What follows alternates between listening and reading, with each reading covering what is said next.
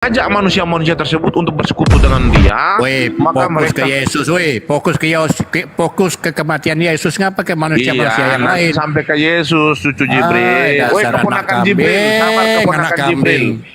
Weh, keponakan Konteksnya Jibril. ini kematian Yesus, jangan kematian Iya, siapa-siapa. keponakan Jibril itu selalu, makanya jangan Dasar kebanyakan anak 65 jari kambing, kau di anak kamar mandi kambing. kau. Oke, saya lanjutkan. Nah, berkaitan tentang kematian terhadap orang-orang yang lain yang bukan daripada Tuhan itu sendiri, memang itu atas persekutuan orang-orang tersebut dengan iblis, maka mereka akan mengalami kematian. Lalu Yesus ini apakah dia ini bersekutu dengan iblis sehingga dia mengalami peristiwa kematian? Bukan. Yesus itu bukan bersekutu dengan iblis, tetapi kematian dia itu adalah rancangan dia sendiri. Jadi Yesus itu merancang tentang kematiannya sendiri. Makanya dia sudah bernubuat kepada murid-muridnya dengan mengatakan, anak manusia akan ditangkap, dianiaya, disusah, diludahi, dipukul, dan mati. Merancang kematian Dan pada sendiri, hari ketiga ia akan bangkit. Maka di Masa Yohanes 10 tadi itu sudah sangat Yesus menjelaskan, merancang kematian tidak ada sendiri, seorang pun yang berhak mengambilnya daripada aku selain aku sendiri yang menyerahkannya. Jadi gimana kalau waktu saat dia mau dibunuh dia berteriak, Eli, Eli, kenapa kau meninggalkan aku? Apa merancang sendiri dia itu? Hah? Oke, Jawab. saya jawab. Udah slow, santai, cucu Jibril, keponakan Jibril, saya lanjutkan lagi ya. Sekarang kau persoalkan tentang Eloi, Eloi lama sabaktani. Artinya, Elohim, Elohim, kenapa engkau meninggalkan aku? Nah, Di mana dia ngerancang? Di mana dia ngerancang kematian? Di mana? Di kalimat ya itu ngerancang udah kematian. sabar, keponakan Jibril. Saya lanjut. Jadi berkaitan tentang kematian Yesus itu atas rancangan dia sendiri. Itu lalu dia berteriak, Elohim, Elohim, kenapa engkau meninggalkan aku? Itu bukan berarti membatalkan semua rancangan-rancangannya. Rancangan tentang kematian Yesus itu bukan berarti karena dia berteriak Eli Eli lama sabaktani lalu membatalkan. Dasar anak kambing berbelit-belit kau. Assalamualaikum warahmatullahi wabarakatuh. Bunda.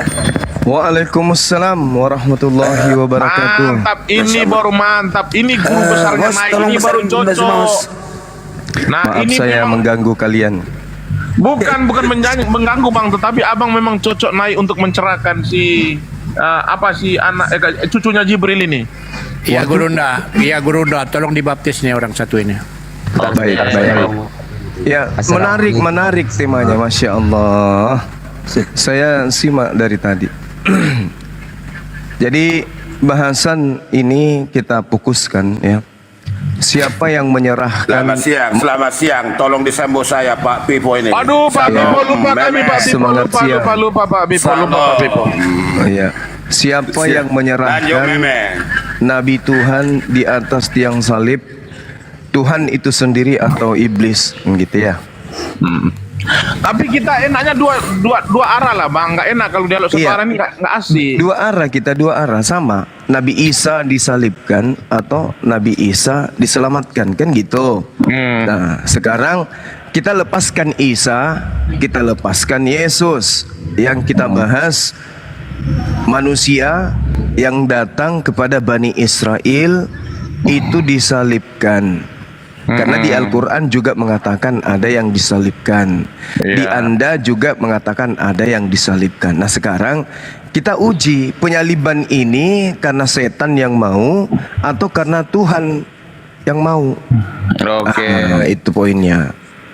Aduh, sayang sekali saya di luar pula nggak di rumah, jadi data-dataku agak sedikit aja nggak apa-apa ya, soalnya aku di luar ini. Waduh, Anda tidak menguasai Bible Anda berarti. Dari awal kau di sini nggak ada satupun data yang kau buka. Aku Ngarang begini Bang kau. Ruma, dataku ada di kepalaku nggak begitu banyak, tetapi kalau mau secara detailnya itu memang harus kembali ke rumah. Oh, Baru saya gitu. akan buka laptop, baru di situ kita akan paparkan semua, kita bentangkan ayat-ayatnya. Bilang aja kau mundur dulu gitu. Nanti kau naik lagi. Nggak apa-apa. Tadi gimana Tapi turunnya nggak kalau gini memang- dia. Oke, kita lanjutkan Nggak ada aja. laptop Kita ketinggalan. lanjutkan aja. Ya. Iya. Iya. Saya ingin memberikan satu bocoran ya di dalam Yohanes 11. Tetapi seorang di antara mereka yaitu Kayafas, imam besar pada tahun itu berkata kepada mereka, kamu tidak tahu apa-apa dan kamu tidak insaf bahwa lebih berguna bagimu jika satu manusia Yesus mati untuk bangsa kita daripada seluruh bangsa kita ini binasa. Jadi kematian Yesus itu bukan karena tebus dosa, tetapi karena ketakutan orang Yahudi, imam-imam Yahudi, kalau kekaisaran Romawi akan menggulung habis Yerusalem karena mereka tidak lagi membayar pajak. Gitu ya. Kau juga kau waktu SD suka ngarang kau nampaknya ini. Ini dalil Om. Dalil. Dari mana? Bang Dari Alek, Hong Bang Kong? Alek, Enggak. Bang Alek, Dari diturunkan Hong dulu Kong. Pipo. Diturunkan aja Pipo. Diam. Turun aja, turunkan. Jangan. Biar di sini, Ya biar makanya sebagai kalau kau nggak mau turun, Jangan, kalau jangan, nggak mau jangan. diturun, Hei. Pak Pivo. kalau Diam kau lah nggak dulu. mau diturunkan, Iya, kau jangan. diam. Ini kan sama meme, diam aja. Saya Kau kan diam. argumennya yang saya ikuti, Iya argumennya. kau diam. Orang lagi ngobrol kau Kamu yang diam timpa. dulu. Kamu yang Nanti bukan. Om Pipo Argumen tanggapi itu aja. relevan argumennya. Biar Jangan satu arah ngarang-ngarang. itu. Host, turunkan host, Bos. turunkan host. Mohon, Biar satu arah, mohon, Bos. turunkan. Hei, kau yang turun. Kok kau turunkan orang, kau Pak turun. Pipo diam dulu lah. Saya lanjutkan sedikit Bukan, supaya kamu sebagai jangan pandai kau ngarang waktu SD kau bawakan udah dewasa ngarang-ngarang juga. enggak ini kondisi yang sebenarnya yang kita bahas. Jadi pada saat itu, Jangan kau imam-imam ngarang-ngarang. Yahudi, Kau rabi-rabi retorika, kau ngomong. Yahudi, para Mohon, ahli host, turunkan kitab, dulu host, turunkan dulu. Lanjut. para Jangan ahli kau turunkan, kitab, kau yang turun.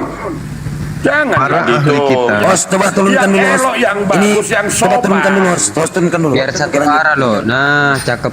Oke. Jadi saya ulang ya. Kita ini kan orang Indonesia. Akibat karena kita sering makan tahu tempe, maka unsur yang ada pada diri kita yang berupa akal itu sangat-sangat indah ketika akal yang kita gunakan untuk memfilter keyakinan. Nah, kita lihat di dalam Yohanes 11. Tetapi seorang di antara mereka yaitu Kayafas, imam besar. Nah, ini imam besar loh.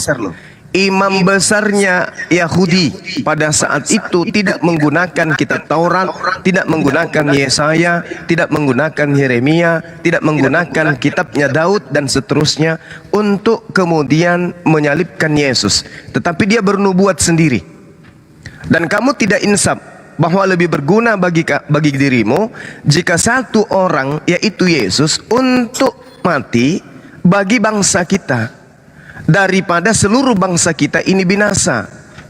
Hal itu dikatakan Kayafas, ya, hal itu dikatakan bukan dari dirinya sendiri, tetapi sebagai imam besar pada tahun itu dia bernubuat. Jadi Kayafas sebagai imamnya orang Yahudi bernubuat tahun itu juga. Baru tahun itu dia membuat nubuat bahwa Yesus akan mati untuk bangsa ini.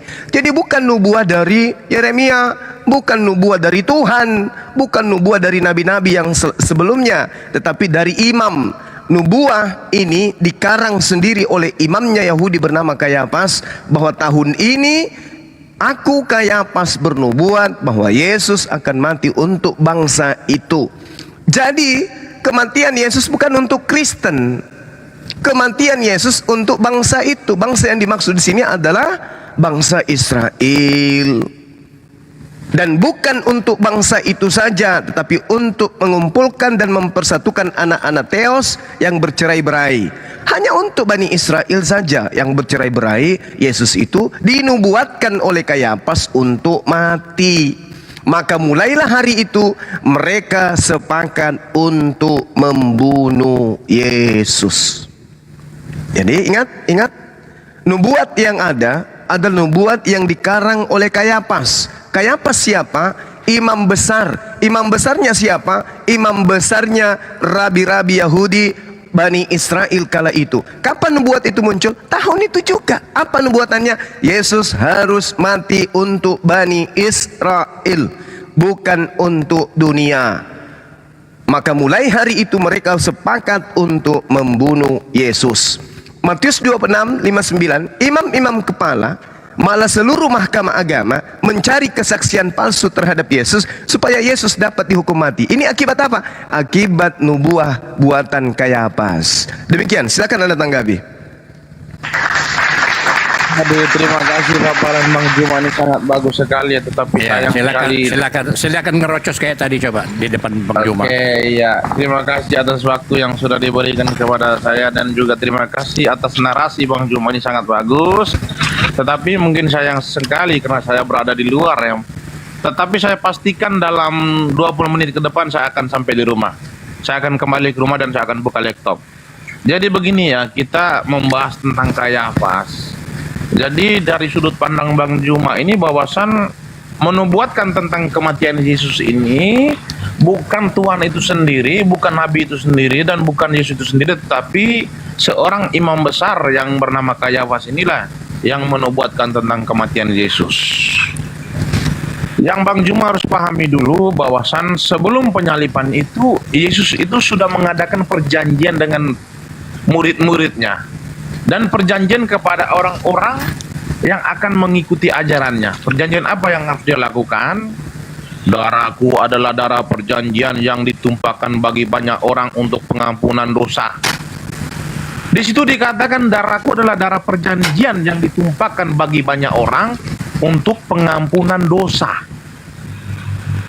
Jadi nubuat tentang kematian itu, tentang darah itu Yesus itu sendiri, bukan Kayafas.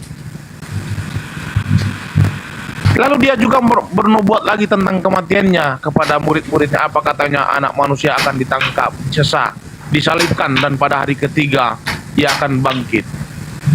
Ini nubuatan yang dinubuatkan oleh Yesus kepada kepada murid-muridnya, dan nubuatan itu menjadi konkret, menjadi nyata.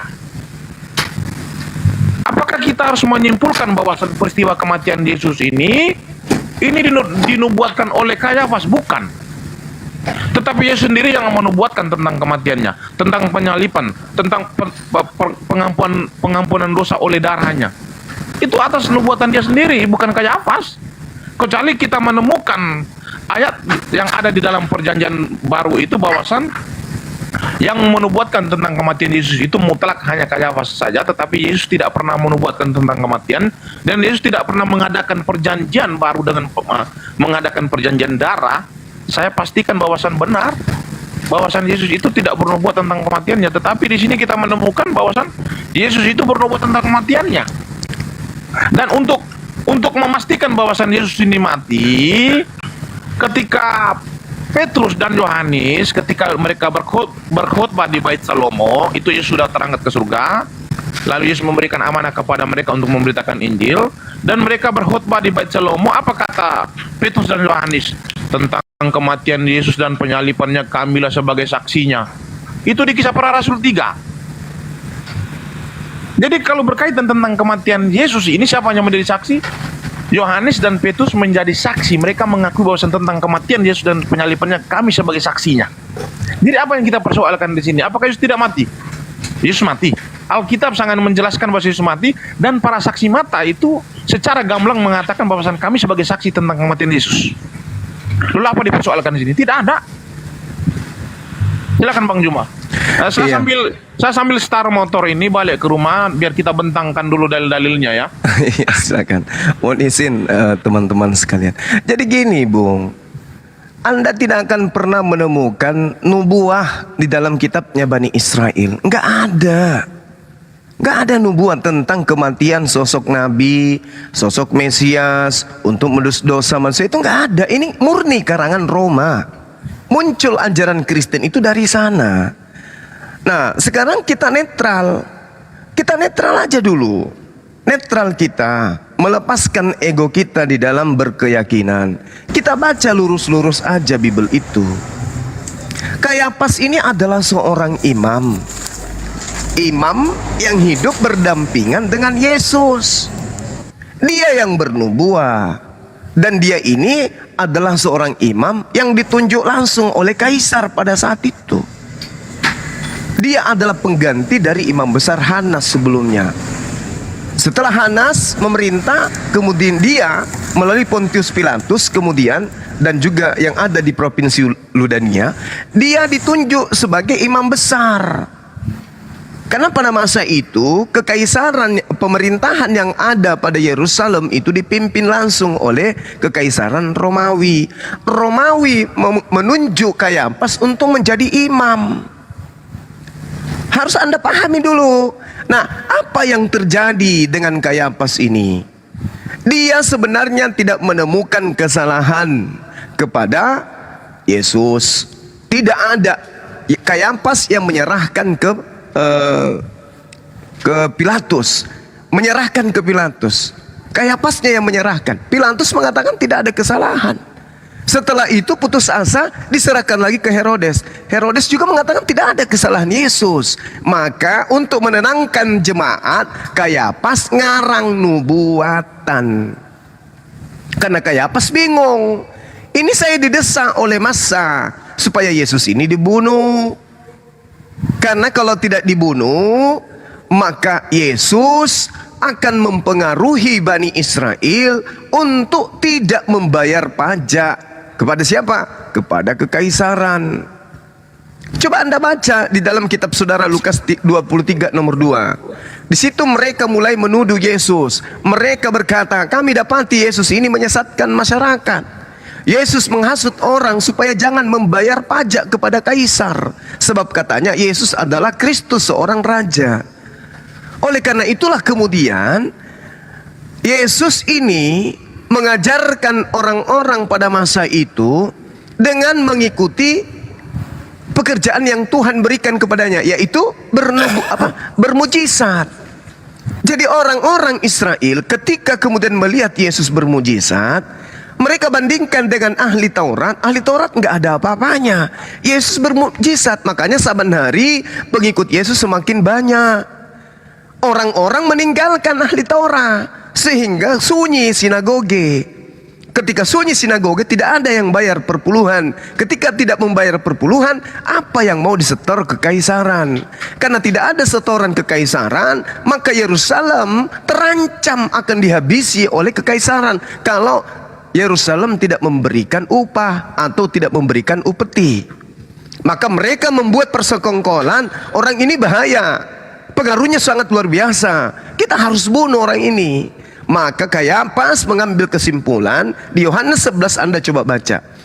Kayafas bernubuat pada tahun itu juga bahwa Yesus sebagai Yesus itu harus mati untuk menggantikan semua orang Israel.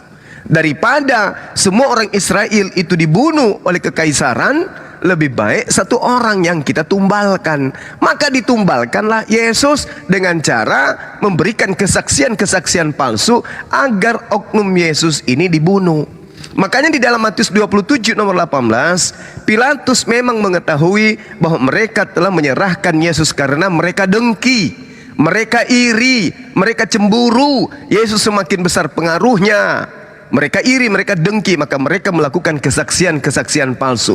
Atas dasar itulah kemudian Allah Subhanahu wa ta'ala menyelamatkan nabinya.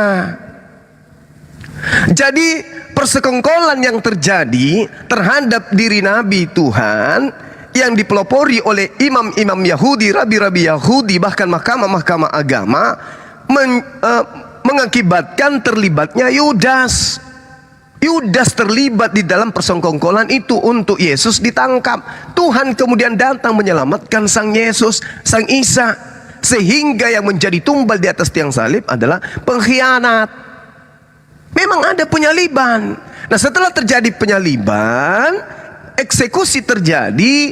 Saban hari kemudian orang Farisi, ahli Taurat, kemudian menjual penyaliban itu keluar ke Roma dan Yunani. Sebagai apa? Sebagai simbol penyelamatan. Padahal itu tidak ada hubungannya. Makanya saya katakan tema kita, yang menyerahkan Yesus itu Tuhan atau setan. Seperti itu, Meme. Silakan. Boleh berpendapat, Bang Suma? Silakan. Jadi saya terima kasih sudah baru dinaikkan, tapi saya dengar penjelasan Bang Suma cukup konkret dan detail. Cuman begini Bang Suma, bahwa saya kenalkan dulu ya, saya Roger, saya Kristen Bang. Baik. Jadi memang yang diriwayatkan oleh Bang Suma itu tidak salah, bahwa ada proses seperti itu, tetapi tidak muncul cuma di situ dan berhenti di situ. Yesus ini kan dilahirkan sudah dinubuatkan sebelumnya. Makanya Yohanes juga mengatakan bahwa coba cek apakah dia yang kita tunggu-tunggu. Lalu proseslah seperti yang tadi Bang Suma ceritakan. Lalu dia meninggal. Nah, dalam meninggalnya itu, kenapa sampai orang bisa percaya dia? Apalagi kita yang bukan orang Yahudi atau yang tidak sesamanya bisa percaya. Karena memang dia mengatakan bahwa aku yang diutus untuk domba-domba yang hilang. Domba-domba yang hilang itu yang membuat kita percaya gitu loh. Jadi esensi ceritanya tidak salah, tapi juga esensi tentang penyelamatan di diri Yesus itu tidak salah gitu loh. Cuman persepsi yang berbeda-beda. Sementara gitu Bang Suma, terima kasih. Iya, baik. Saya tanggapi dulu Bang Oke, Juma. silakan. Itu saudara itu tidak mendengar apa yang dibahaskan Bang Juma itu. Dia tidak tahu apa yang dibahas itu. Saya lanjutkan dulu. Jadi begini ya, tuduhan Bang Juma bahwasan kematian Yesus itu atas rancangan Kayafas ataupun nubuatan Kayafas. Jadi begini ya, di dalam Injil Perjanjian Baru kita tidak pernah menemukan bahwasan Kayafas itu bisa bernubuat tentang kematian Yesus. Apa yang dikatakan Bang Juma bahwasan Kayafas itu merencanakan tentang kematian Yesus itu benar.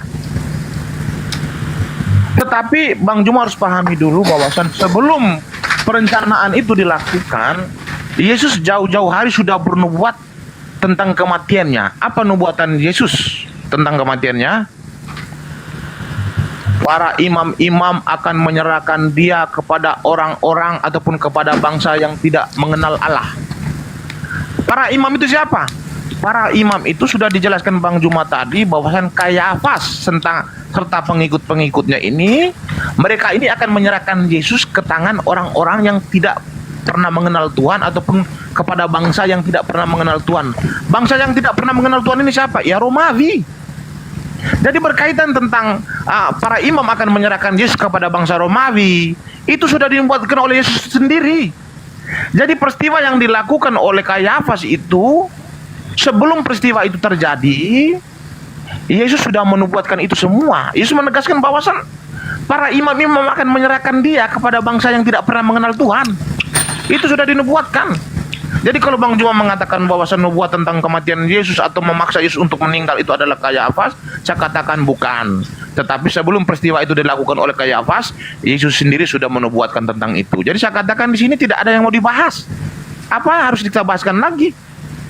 Di sini kita sudah menemukan bahwasan nubuat tentang kematian Yesus bukan dari Kayafas itu serta pengikut-pengikutnya Kayafas, tetapi Yesus sendiri sudah menubuatkan tentang hal itu. Jauh-jauh hari itu dia sudah menubuatkan, bahkan di saat malam terakhirnya itu malam perjamuan kudus itu dia mengadakan perjanjian lagi, perjanjian darah. Darahku adalah darah perjanjian yang ditumpahkan bagi banyak orang untuk pengampunan dosa.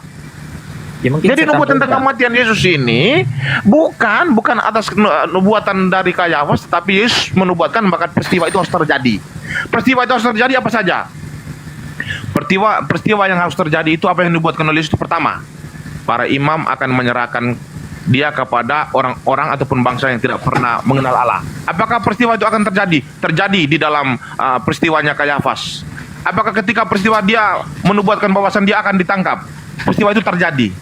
Apakah ketika dia menubuatkan bahwasan dia akan disesat, itu terjadi? Ketika dia menubuatkan bahwasan dia akan disalib, terjadi nggak? Terjadi. Ketika dia menubuatkan bahwasan pada hari ketiga ia akan bangkit, terjadi nggak? Terjadi. Jadi peristiwa yang akan terjadi itu sudah dibuatkan oleh Yesus itu di jauh-jauh hari. Jadi tidak ada persoalan di sini. Saya rasa tidak ada kita temukan kesalahan di sini, nggak ada. Silakan Bang Juma. Mungkin saya tambahin ayatnya ya, Bang Elohim. Iya, oke. Ya, Izin Gurunda sebelum dilanjut. Boleh ya Gurunda? Iya, silakan. Saya cuman titip pertanyaan aja kepada Gurunda ya. Saya menggarisbawahi perkataan misteri Elohim tadi bahwa menurut Injil Perjanjian Baru. Nah ini saya baru dengar ini. Itu aja pertanyaan saya kepada Bang Juma, mungkin bisa menjelaskan apa itu Injil Perjanjian Baru yang dimaksud misteri Elohim. Terima kasih Bang. Ya, ini mungkin ada salah satu ayatnya ya. Di Matius 20 itu yang tadi misteri Elohim katakan, Yesus yang bilang anak manusia itu harus diserahkan kepada imam-imam kepala dan ahli-ahli Taurat. Juga di Matius 26 dia katakan anak manusia itu harus diserahkan untuk disalibkan Di Lukas 24 ayat 7, anak manusia itu harus diserahkan ke tangan orang-orang berdosa untuk disalibkan dan bangkit pada hari yang ketiga. Jadi kalau kita lihat nih, Yesus sendiri yang bilang bahwa akan diserahkan supaya dia dijatuhi hukuman mati. Jadi kalau pertanyaan balik yang pertama, apa yang menyebabkan Yesus mati?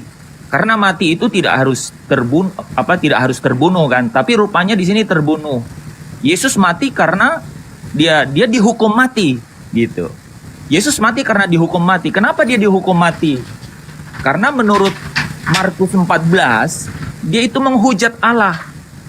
Itu Markus 14, setelah Yesus ditangkap, dia dibawa ke imam besar. Itu adalah detik-detik terakhir. Nah, kalau kita ngomong ya, sebelum detik-detik terakhir itu Yesus selalu bisa lewat dari mereka. Misalnya Yohanes 8 ayat 59, Yesus menghilang dan meninggalkan bait Allah. Padahal mereka akan melempari dia kan. Nah, dia menghilang karena belum waktunya. Tapi ketika waktunya sudah tiba, maka di depan imam-imam itu, imam besar, dia akhirnya banyak tuduhan kan. Kami nggak perlu saksi lagi, kata imam besar. Dia tanya terakhir, kaukah betul-betul Mesias anak yang terpuji itu? Yesus jawab dengan tambahin identitas ketiga, akulah dia. Dia jawab, akulah dia Mesias, akulah dia anak yang terpuji. Dia tambahin, aku juga anak manusia. Nah, di situ imam besar langsung bilang, mau perlu saksi apa lagi?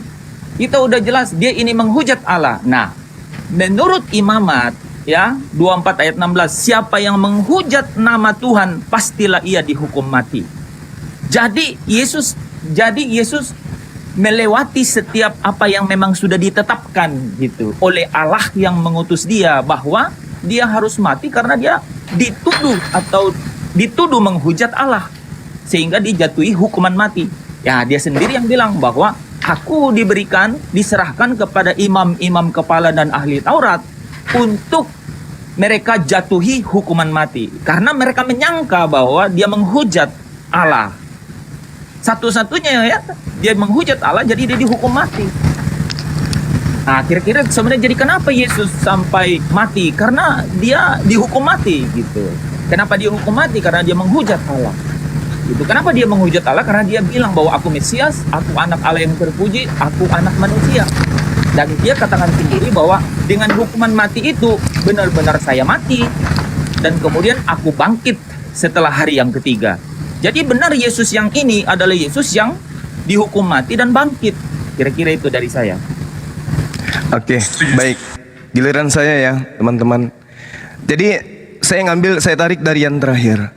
Kalau tuduhan karena Yesus mengaku sebagai anak Allah, terus kemudian orang Yahudi itu marah, itu nggak lucu gitu loh. Kenapa nggak lucu? Orang Yahudi itu sudah tidak asing dengan sebutan anak Allah itu. Nggak asing. Bahkan mereka juga disebut sebagai anak-anak Elohim. Tidak ada yang salah dengan itu. Itu hanya kesaksian-kesaksian palsu aja.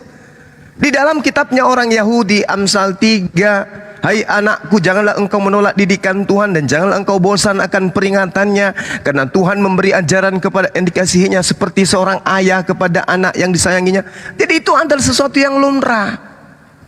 Tuduhan yang muncul di kitab saudara itu tuduhan yang dibuat-buat. Mereka, bahkan Yakub sendiri dipanggil anak Tuhan, Israel disebut dengan anak sulung Tuhan. Gak ada masalah. Gak ada masalah. Ini data di kitab saudara, Bung. Data. Orang-orang Yahudi melakukan kesaksian palsu. Jadi kalau Yesus mengatakan anak manusia akan diserahkan, anak manusia akan dibunuh, anak manusia akan disalibkan, lah itu tidak salah. Kenapa? Karena yang menggantikan dia kelak juga anak manusia. Jangan dipikir anak tuyul, apalagi anak gurita, jangan. Memang anak manusia yang disalib itu, yang menggantikan kedudukannya di atas tiang salib itu anak manusia, bukan anak setan. Paham itu? Jadi tidak semua kata anak manusia itu selalu merujuk ke Yesus, tidak.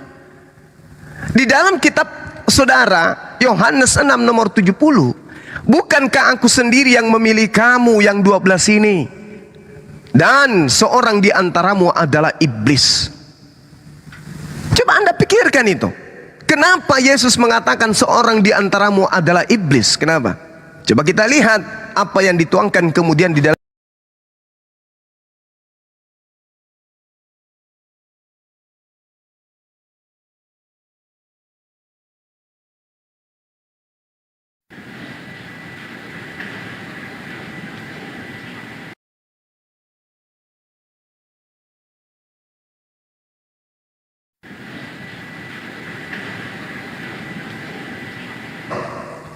Coba kita netral aja dulu. Netral aja dulu.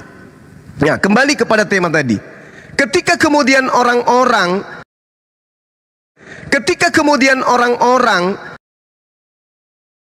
kemudian melapor kepada imam-imam Yahudi, mereka melapor ke orang-orang Farisi.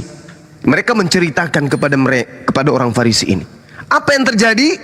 Imam-imam kepala dan orang-orang Farisi memanggil mahkamah tertinggi pada masa itu. Apa itu? Mahkamah agama yang paham Yeremia, yang paham Taurat, yang ngerti perjanjian lama. Bukan Kristen yang dipanggil, Bung.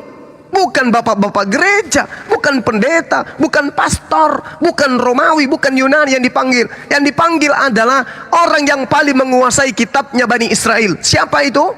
Imam-imam kepala dan mahkamah-mahkamah agama. Tidak ada lagi di atasnya. Nggak ada lagi. Nggak ada lagi di atasnya. Mereka dipanggil.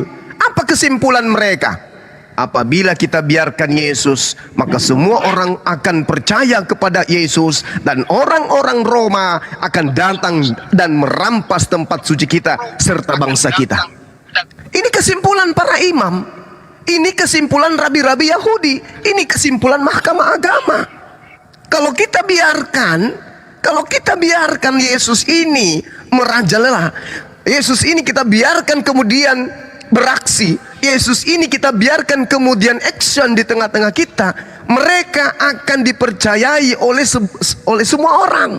Dan kalau itu terjadi, di dalam Yohanes 11 dikatakan, dan kalau itu terjadi, maka orang-orang Romawi akan datang dan merampas tempat suci kita ini serta merampas bangsa kita. Itu kesimpulan akhir. Itu kesimpulan akhir. Kesimpulan kesepakatan pembicaraan mereka para ahli dan mahkamah agama adalah, kalau kita membiarkan Yesus begini terus, maka dia akan merampas semua orang. Dia akan membuat orang percaya kepada dia. Dan kalau itu terjadi, maka Romawi akan datang merampas tempat ini dan bahkan merampas bangsa kita. Ya. Tetapi sabar. Tetapi dalam keadaan genting kayak begitu, salah seorang di antara mereka kemudian angkat bicara, yaitu Kayafas. Salah satu imam itu berbicara, yaitu Kayafas. Apa kata Kayafas? Kamu ini semua tidak insaf, bahwa lebih berguna bagi kita, bagi kamu, bagi kita semuanya, jika Yesus mati untuk bangsa kita daripada seluruh bangsa kita ini binasa. Kayafas yang mengatakan itu. Lebih baik Yesus kita matikan daripada kita semua mati. Lebih baik kita tumbalkan satu manusia Yesus daripada semua kita ini binasa. Nah, lalu kemudian dia mengatakan apa? Mulailah hari itu Kayafas bernubuat bahwa Yesus harus mati untuk bangsa ini. Mulai dari itu mereka sepakat untuk membunuh Yesus.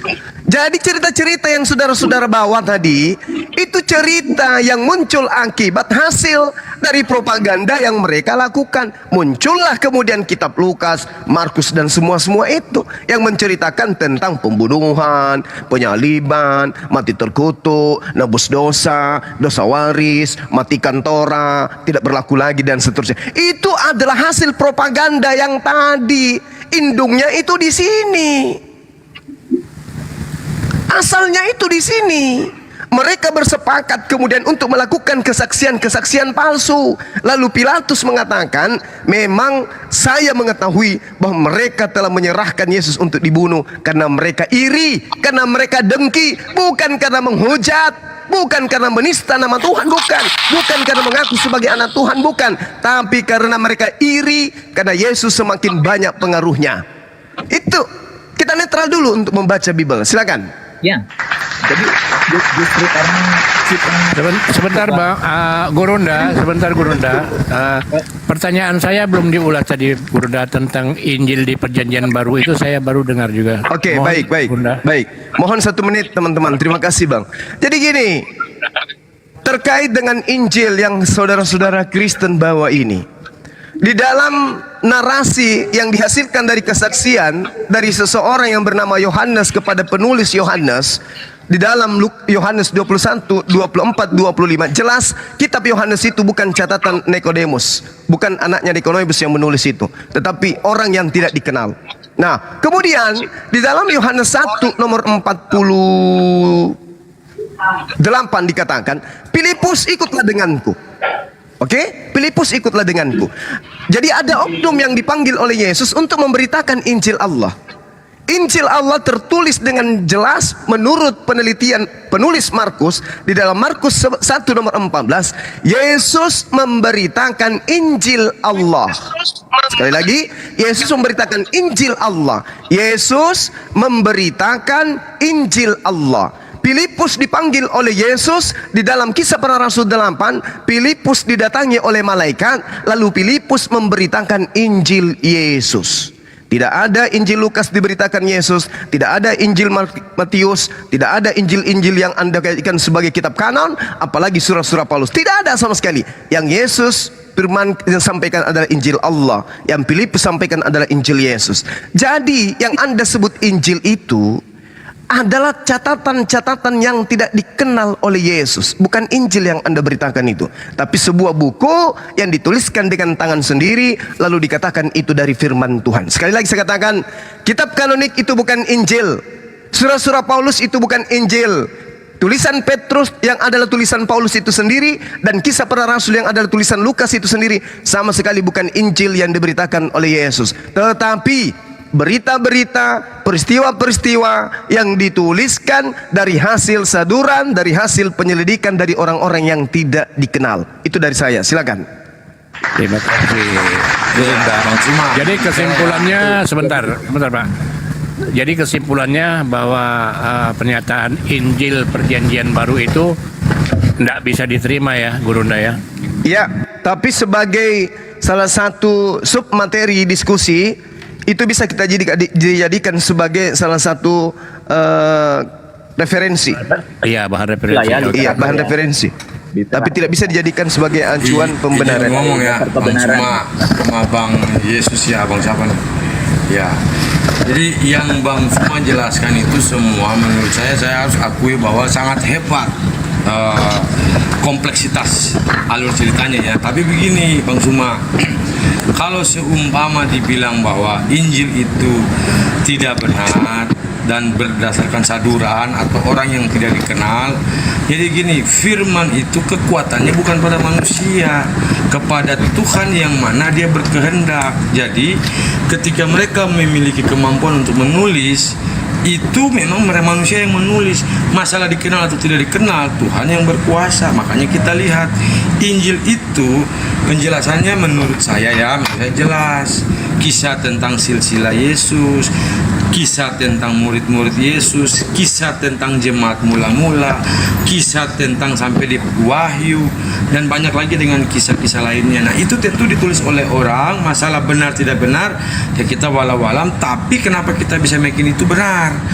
Dia disebut benar karena ilham Tuhanlah kepada manusia, baru kitab-kitab itu bisa dimunculkan. Karena kitab-kitab itu dimunculkan, dia tidak akan bisa lekang oleh waktu dan maknanya akan menembus batas dan ruang serta momen kejadian apapun di dunia untuk menginspirasi manusia menjaga iman, mempertumbuhkan imannya. Makanya disebut bahwa iman tumbuh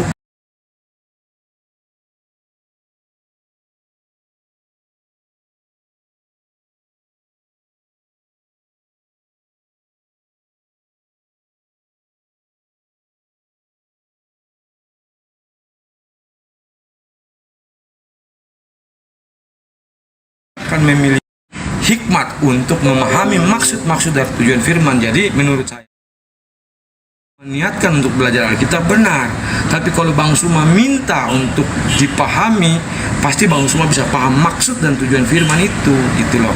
Jadi endingnya itu yang menurut saya Bang Suma kita tidak bisa ketemu, karena menurut kita apa yang diceritakan dalam kisah Yesus dalam Alkitab baik dari Perjanjian Lama dan Perjanjian Baru itu korelasi. Di Perjanjian Lama Yesus tidak ada tapi sudah dinubuatkan. Di dalam Perjanjian Baru prosesnya dari kelahiran sampai kematian itu sudah dibicarakan sebelum dia lahir pun sudah dibicarakan. Yang tadi dibilang sama Bung Evangelis itu bahwa anak manusia akan diserahkan itu jauh sebelum dia lahir, sudah ada gitu loh.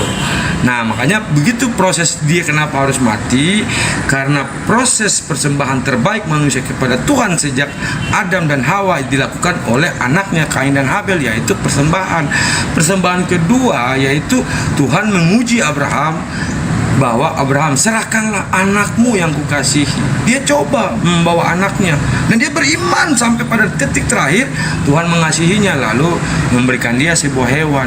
Tapi pada akhirnya kalau Tuhan juga mau seorang anak manusia harus menjadi penebus dosa, siapa yang bisa menyangkalnya gitu loh, siapa yang bisa menolaknya gitu loh. Tetapi dia tidak berhenti pada kematian.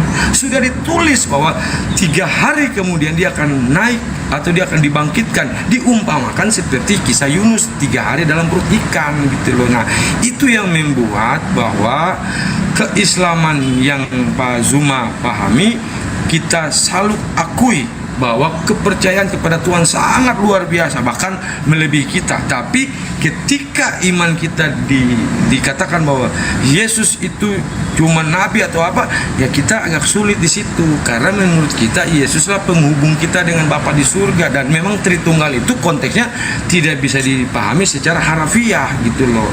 Gitu Bang Suma sementara, terima kasih. Baik. Ya, Ada lagi sebelum respon yang saya tadi tanggapi? mungkin ya.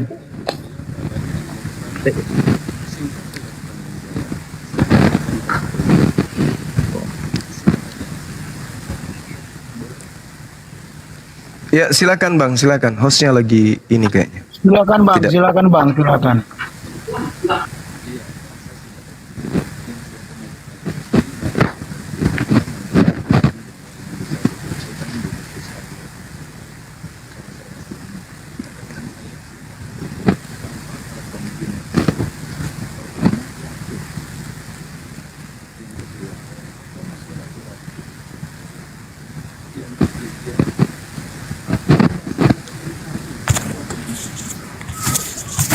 Sebentar, saya timbali dulu Bang Gurunda. Setahu saya dari tadi Bang Zuma tidak membahas soal Yudas Iskariot.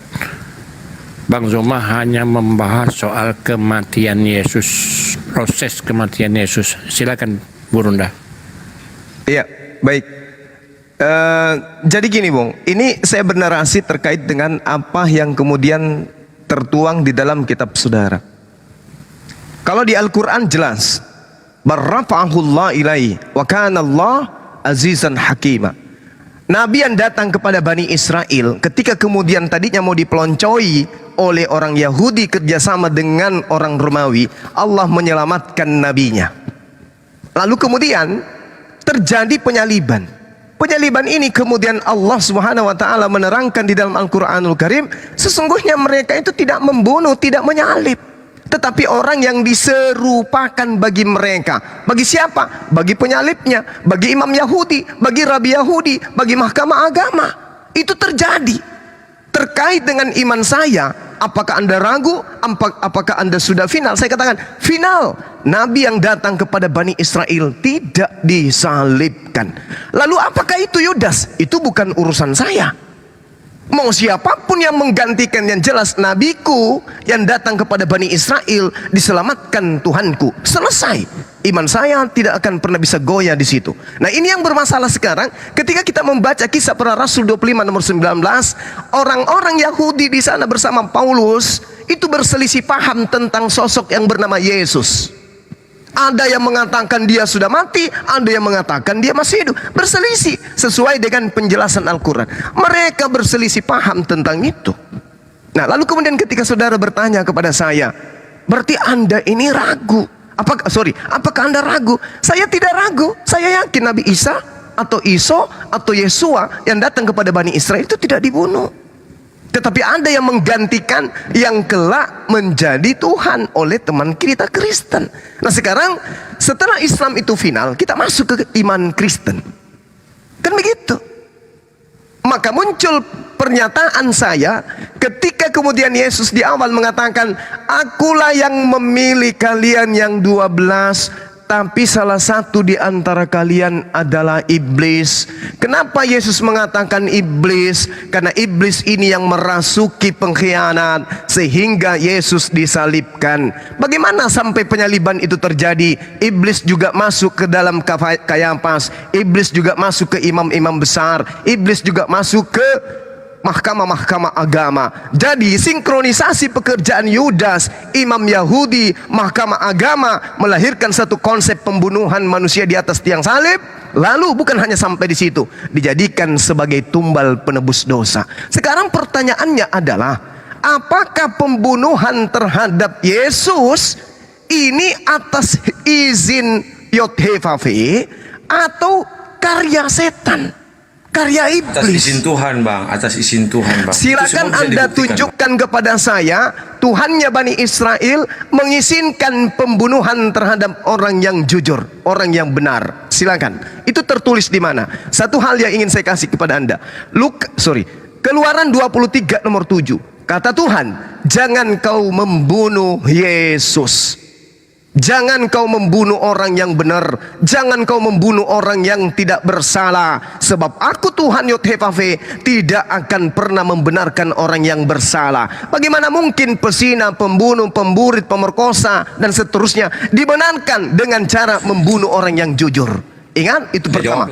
Sorry, sahabat, sedikit lagi, 30 detik. Lalu Yesus pun mengatakan, ketika ditanya oleh orang sezamannya, wahai guru, apa yang hendak aku lakukan supaya aku masuk ke surga? Apa kata Yesus? Lakukan segala perintah Yod-Heh-Vav-He. Apa itu wahai guru? Pertama, jangan kau membunuh. Syarat pertama masuk ke surga, kata Yesus, jangan kau membunuh. Ini Yesus yang mengatakan, jangan kau membunuh. Sekarang muncul propaganda dari, mohon maaf, dari iblis yang mengatakan bahwasanya pembunuhan itu adalah upah untuk masuk ke surga. Ini ilmunya dari mana? Saudara mengatakan Tuhan yang mengizinkan, minta dalilnya, silakan. Iya, jadi gini Bang, memang sekalipun saya orang Kristen, saya kira memang ilmu tentang mempelajari itu abang lebih tinggi. Tapi saya mau sampaikan esensinya begini ya. Itu semua ada korelasinya bahwa tidak boleh membunuh, itu dalam hukum Taurat ada. Tetapi dalam konteks lain, upah maut adalah dosa. Upah dosa adalah kematian. Nah, bagaimana supaya orang itu bisa diselamatkan? Maka alam maut harus dikalahkan. Kalau alam maut itu berarti mati. Nah, makanya Yesus dia mati, tapi dia tidak kalah di dalam alam maut. Dia bisa bangkit kembali, gitu loh Bang.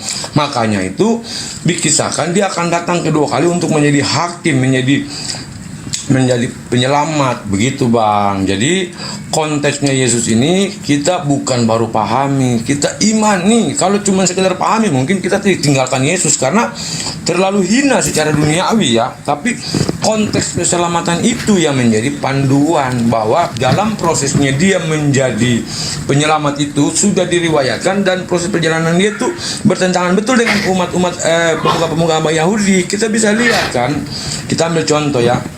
Dia di dalam sinagoga berdebat dengan ahli-ahli Taurat. Kalau dia khotbah itu di padang, di sungai gitulah. Terus kemudian kita lihat lagi kan bahwa ketika dia menyembuhkan orang pada hari Sabat, hukum orang Yahudi hari Sabat tidak boleh melakukan apapun. Tapi Yesus menjawab, lebih baik mana kita menyembuhkan orang daripada sekedar menguduskan hari Sabat. Berarti memang Yahudi adalah umat pilihan Tuhan, tetapi di dalam konteks Yahudi, Samaria, Saduki itu tidak ada keselamatan atau susah untuk mendapatkannya. Lalu Yesus datang memberikan harapan tentang keselamatan, dan dia harus menunjukkan jalan menuju keselamatan. Dan dia buktikan ketika percakapan dengan perempuan Samaria ketika minta air.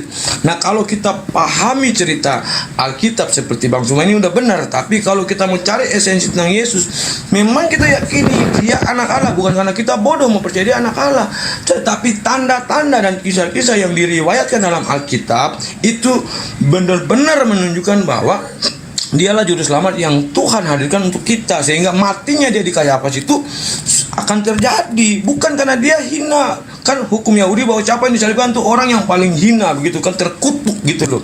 Nah, kalau kutuk maut saja sudah bisa dikalahkan, maka kutuk otomatis juga bisa dipatahkan. Makanya di dalam nama Yesus segala kutuk itu bisa dipatahkan. Di dalam Yesus dengan bilur-bilurnya segala penyakit bisa disembuhkan. Itu buktinya itu sampai hari ini ada gitu loh. Makanya di dalamnya Yesus ada keselamatan, itu pasti gitu loh. Oke. Gitu Bang Suma, mohon maaf, terima kasih ya. Oke, sebelum dilanjutkan Gurunda, saya belum mendapat inti dari pertanyaan Bang Gurunda Zuma tadi, belum terjawab sama sekali tentang apakah Elohim. kematian itu adalah atas izin YHWH atau Elohim. Silakan dijawab dulu itu. Iya, iya. Jadi tadi kan ada beberapa selah ya. Jadi tadi saya berangkat dari bahwa Yesus itu mati karena dihukum mati. Nah, dihukum mati itu karena dia menghujat Allah. Jadi itu sangat penting. Itu menjadi sesuatu yang sangat signifikan. Jadi kalau saya jelaskan dari penjelasan Bang Tuma, memang berakhir di orang Yahudi, kitabnya orang Yahudi gitu. Sementara Yesus bilang, Yesus bilang, hukum Taurat itu dan kitab para nabi itu hanya berlaku sampai zaman Yohanes Pembaptis, sang pengantara dia, yaitu Elia itu yang datang. Oke, sebelum Setelah itu melanjutkan, kerajaan Allah itu diberitakan. sebentar. Gitu. Sebentar Bang Pengendali, saya sebelum melanjut menjelaskan ya, saya hanya ingin ya mengejar pertanyaan inti dari Gurunda tadi yang mengatakan Roger ini mengatakan bahwa kematian Yesus itu adalah atas izin. Allah. Ya, atas izin. Itu yang belum terjawab. Kita ke sana dulu ya. Jadi Yahweh Elohim ya di dalam Yehezkiel 37 ayat 26 sampai 28 itu dia berkata, aku akan melakukan perjanjian damai. Nah, perjanjian damai ini apa? Karena ada perseteruan karena dosa. Nah, perjanjian damainya itu apa? Mulai dengan perjanjian kepada Abraham. Melalui engkau semua bangsa akan diberkati dan melalui keturunanmu. Nah, orang anggap keturunannya ini siapa? Nah, itu adalah Injil tuh, kabar baik kepada Abraham. Ya, kepada Ibrahim gitu ya. Sorry, saya harus pakai Abraham ya. Jadi, itu kabar baik, itu Injil kepada Abraham.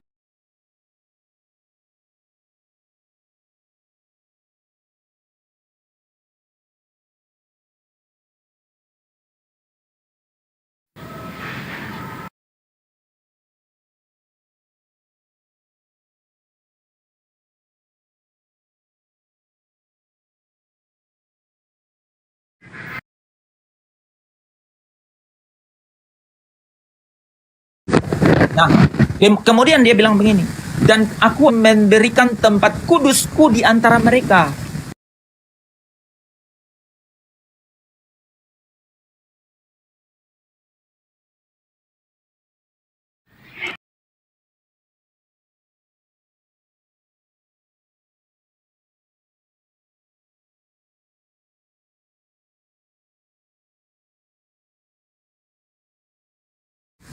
Di Wahyu pasal 21 ayat yang ketiga, akhirnya dia katakan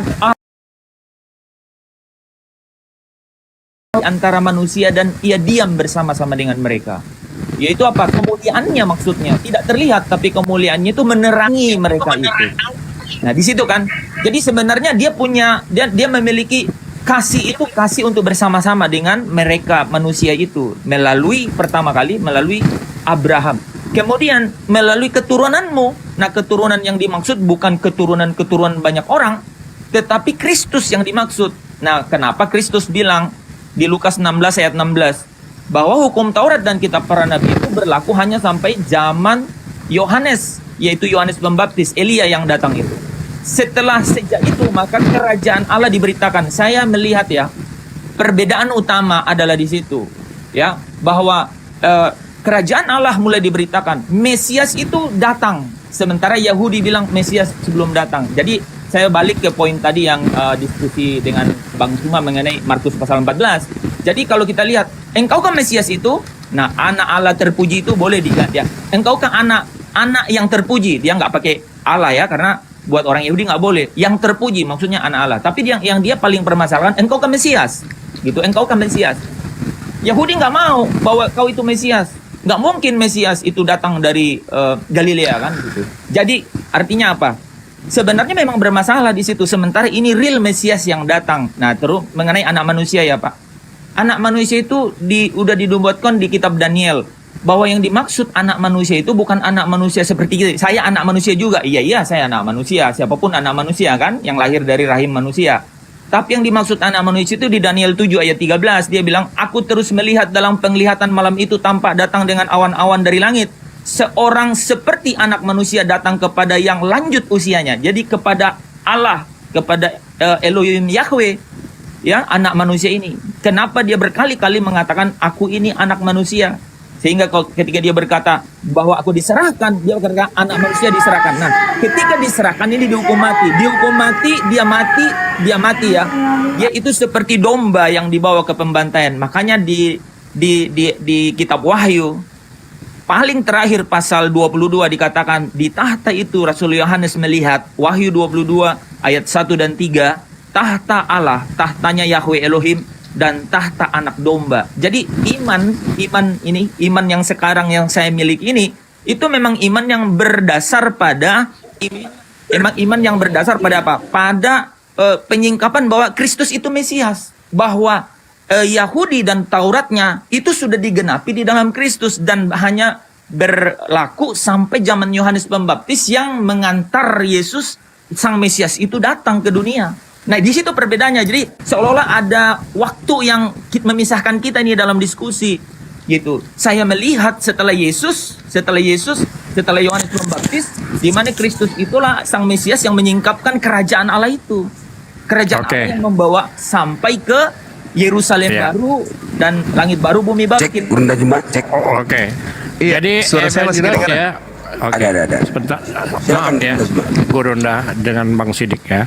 Saya masih kurang puas gitu ya, kurang puas karena pertanyaan Bang Ruma tadi tidak terjawab sama sekali. Nah, ini Evangelis, tolong Anda wakili ya. Ini jangan lagi pertanyaan Gurunda, saya deh yang bertanya. Ya, apakah benar kematian Yesus itu adalah atas izin Elohim? Silakan Anda jawab.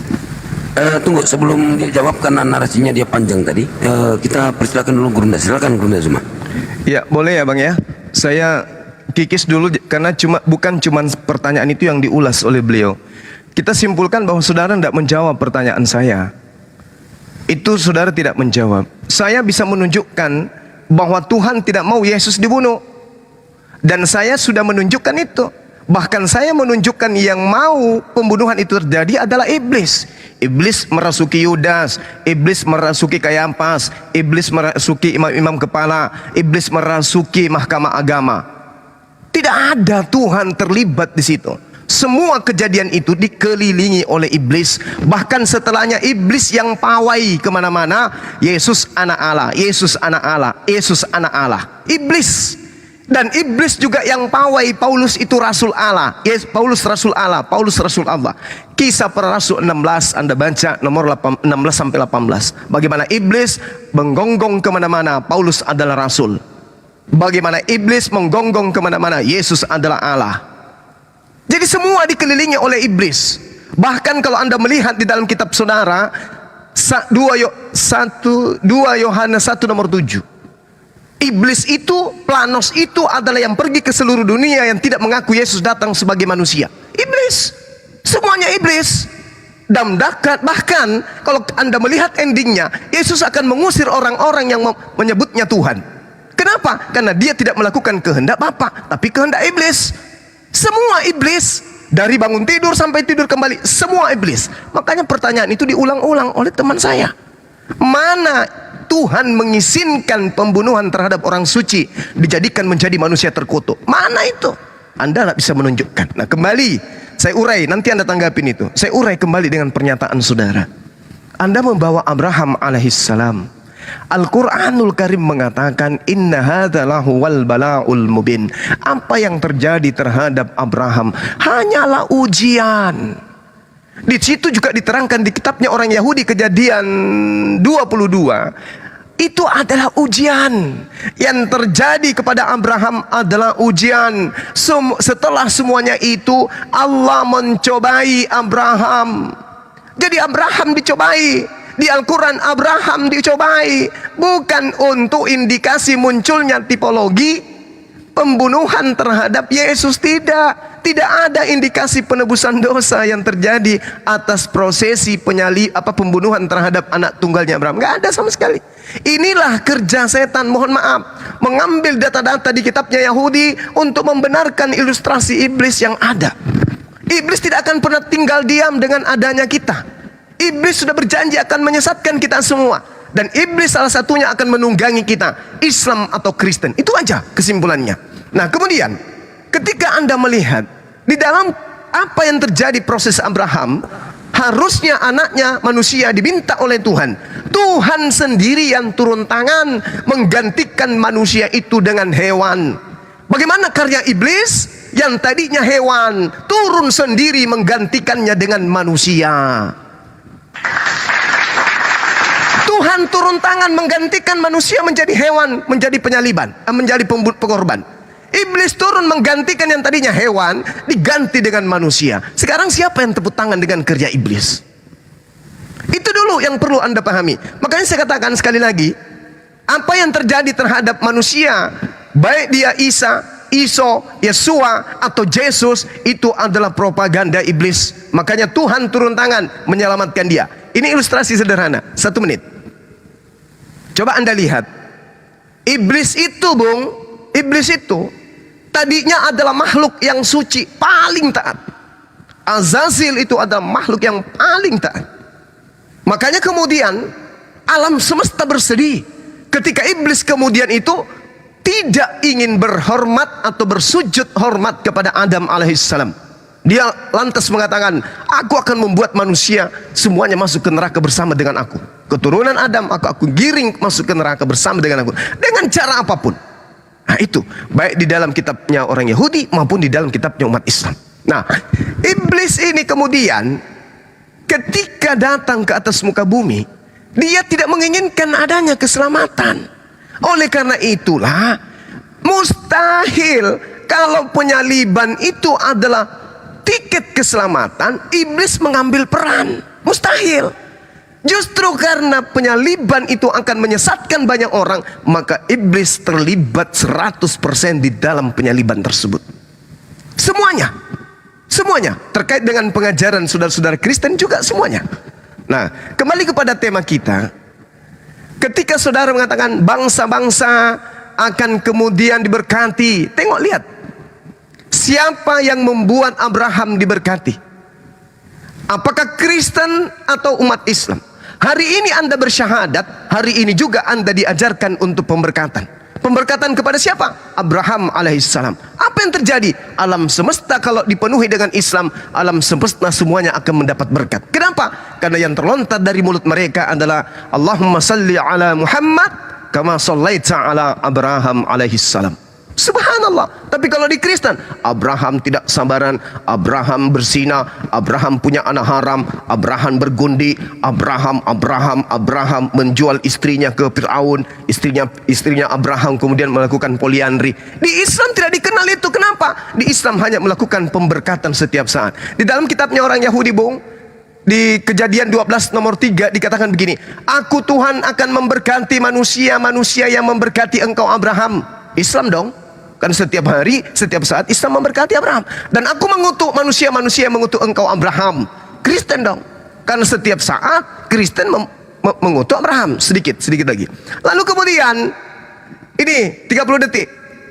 Di dalam Kejadian 17 nomor 7, aku akan mengadakan perjanjian kekal antara keturunanku dan keturunanmu, yaitu tentang sunat, supaya aku menjadi Tuhanmu, Tuhannya Bani Israel, Tuhannya Bani Ismail. Perjanjian kekalku adalah sunat. Salah satu perjanjian kekal adalah sunat. Maka sunat ini tidak akan pernah dibatalkan karena perjanjian kekal. Itu pertama. Kedua, tentang sabat, Keluaran 31 nomor 16. Maka harus orang Israel memelihara sabat dengan merayakan sabat turun temurun menjadi perjanjian kekal. Jadi sabatnya orang Yahudi adalah perjanjian kekal yang tidak pernah berubah. Nah, kalau kemudian ada indikasi pembunuhan terhadap sosok manusia untuk membatalkan perjanjian kekal Tuhan ini, maka itu sudah jelas karya setan. Demikian dari saya, mohon maaf.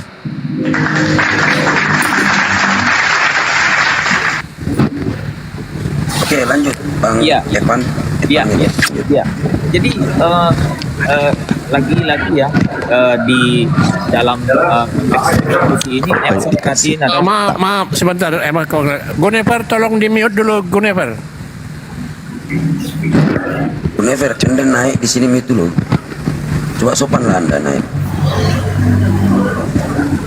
Kalau Anda, Bos tolong di mute dulu, Bos. Kalau enggak diturunkan aja.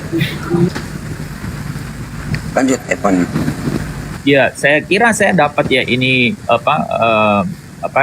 signifikan perbedaannya gitu ya, karena referensinya sangat berbeda ya. Jadi Abraham yang kami kenal itu adalah Abraham yang benar-benar melihat ke satu akhir, yaitu dia akan ketemu dengan Allah yang benar-benar memanggil dia gitu. Dan itu namanya adalah Yerusalem yang baru. Jadi dia sebut itu. Nah, jadi bagaimana itu bisa terjadi? Kan gitu. Bagaimana bisa itu terjadi sementara antara Allah dan manusia itu berseteru karena dosa gitu. Nah, karena dosa ini sehingga dia harus Allah sendiri yang kemudian melakukan perjanjian damai itu. Dan perjanjian damainya dimulai dari Abraham. Dari Abraham itu dikatakan bahwa melalui engkau bangsa-bangsa akan diberkati. Dan berkat itu ada turun kepada keturunannya. Keturunannya itu yang dimaksud bukan banyak orang, tapi satu, Maaf, yaitu Kristus. ya maaf Evangelos ya. Mohon supaya saya dapat edukasinya sekalian ditampilkan datanya. Ya, lanjut. Tadi Pak, Yehezkiel Kejadian 12 ayat 3 ya. Yehezkiel 37 ayat 26 sampai 27 Bapak bisa baca ya. Oke. Kemudian dari situ dia katakan aku harus melakukan perjanjian damai karena Allah mau seperti Eden. Allah mau seperti langit yang pertama dan bumi yang pertama itu. Itu adalah visinya Allah, itulah Allah yang Maha Kasih itu sebenarnya kan. Nah, Allah sedang berseteru dengan manusia setelah manusia diusir dari Taman Eden karena dosa, karena pelanggaran itu. Dia tidak memilih kan pohon kehidupan. Jadi saya harus masuk ke situ karena ini sebenarnya saya lihat harus masuk ke dalam holistik ya. Holistik landscape ini nggak bisa karena ada perbedaan yang sangat mencolok di sini gitu. Yang sangat mencolok itu adalah Bang Zuma katakan bahwa semua ini totally until now ya itu masih benar-benar berdasarkan apa? Berdasarkan hukum orang Yahudi, ketentuan orang Yahudi. Sementara Yesus bilang, aku menggenapi semua itu. Bukan aku menghilangkan, tapi aku menyempurnakan. Dan hal-hal yang tidak penting itu maksudnya apa? Hal-hal yang bukan membuat kita berkualifikasi untuk masuk ke dalam Yerusalem baru. Itu jangan menjadi peraturan-peraturan yang ada di antara kamu lagi. Tadi ngomongnya sunat. Sunat itu menjadi seolah-olah menjadi absolute. Di dalam perjanjian kerajaan Allah, ya, itu sunat tidak harus gitu. Yang harus disunat adalah Kristus itu yang akan menyunat hatimu gitu. Jadi kalau kau tidak percaya akan Kristus, tadi disebut bagus ya, 2 Yohanes 1 ayat 7 ya. Yang tidak percaya bahwa Kristus itu penyesat pergi ke seluruh dunia ya, penyesat dan antikris. Betul, Yesus itu justru datang sebagai manusia. Karena itu memang harus penting. Nah, bukan iblis yang menyebabkan Yesus terbunuh. Allah itu adalah Allah orang mati dan Allah orang hidup. Yesus itu adalah yang memegang kunci maut dan kunci kerajaan maut. Ya, jadi dialah yang hidup itu, dialah yang sudah mati dan yang hidup, bukan hanya yang bangkit tapi yang benar-benar memiliki hidup itu. Nah, itu berbeda banget, nggak bisa didiskusiin itu. Karena Kristus datang, kerajaan Allah diberitakan. Ya, dan kerajaan Allah diberitakan ini bicara sangat fundamental. Taurat sudah digenapi dan Kristus adalah kegenapannya. Kamu bilang jangan makan ini, jangan makan ini. Alkitab bilang itu hanya bayangan, tapi Kristus adalah tampaknya, wajahnya. Makanya Alkitab bisa berkata bahwa Ibrani 1 ayat 3, Yesus itulah cahaya kemuliaan Allah. 2 Korintus 4 ayat 4 ya. Kristus itulah cahaya Injil. Ya, cahaya Injil itu adalah Kristus. Jadi Injil kepada Abraham yaitu kabar baik, cahaya Injil yang adalah kekuatan Allah itu adalah Kristus. Nah, itu yang saya yakini, itu yang orang-orang Kristen yakini gitu, bahwa Kristus itu adalah cahaya Injil. Nah, cahaya Injil yang apa? Adalah gambaran dari Yahweh Elohim. Jadi yang tak kelihatan itu, saya bisa sampai pada kesimpulan ini ya, bahwa Wahyu 21 ayat 23 berkata begini. Wahyu 21 ayat 23 berkata, kota itu, Yerusalem baru, itu tidak memerlukan cahaya matahari di dalamnya dan bulan. Karena apa? Allah, Yahweh Elohim, Allah Bapa itu meneranginya. Dan anak domba itu cahayanya. Adalah lampunya. Maksudnya apa? Cahaya dari kemuliaan. Jadi dialah yang memancarkan dari kemuliaan Sang Elohim Yahweh yang tidak kelihatan itu. Yang dia berjanji sendiri. Di dalam Yehezkiel 37 tadi ayat 27 kan. Dia bilang ini, tempat kediamanku itu ada di antara mereka. Sehingga di Wahyu 21 ayat 3 dikatakan, kemah Allah ada di antara mereka, dan ia Allah itu bersama diam dengan mereka. Diam, cahayanya, kemuliaannya kelihatan. Itulah kira-kira dasar iman yang dibangun di atas Kristus yang menggenapi Taurat, yang menggenapi kerajaan Allah itu yang hadir di bumi ini melalui kematian dan kebangkitannya. Sekian. Oke, baik. Mohon maaf host, biar saya titokan aja. Kayaknya saudara penginjil ini menguasai kemudian doktrin dogma. Gini Bung, Anda tadi membawa dan dengan sangat berani Anda membawa kemudian Wahyu 21. Anda mengambil 23. Coba Anda maju selangkah lagi, 2 langkah ke depan, 3 langkah ke depan di data 27. Orang najis tidak bisa masuk ke dalam kerajaan Elohim. Apakah Anda tahu siapa orang najis ini? Silakan. Adalah orang tidak ada namanya terdaftar dalam kitab kehidupan anak domba. Jadi kitab kehidupan anak domba itu hanya tercatat 2 kali di dalam Alkitab. Jadi tujuan orang-orang yang orang najis, yang saya tanya orang najis menurut kitabnya orang Yahudi, jangan menurut kitabnya Kristen. 21. Ya. Jangan dibalik ke sana dong. Kalau kita harus. ya. Anda kan berbicara mengenai Yerusalem baru. Apakah orang Kristen bisa masuk ke Yerusalem baru?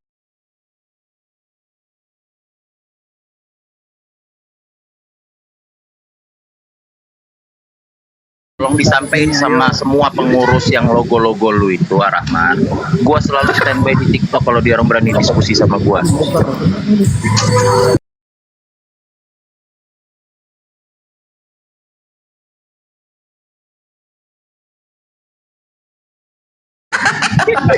Kalau lu mau baku hantam, lu coba gebukin dulu pohon pisang di belakang.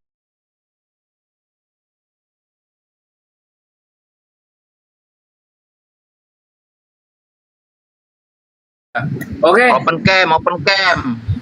Ampun bang, nggak berani aku bang. Ampun. Bukan lu Pudidi.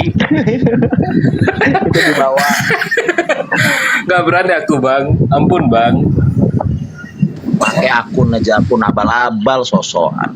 Iya bang, ampun bang.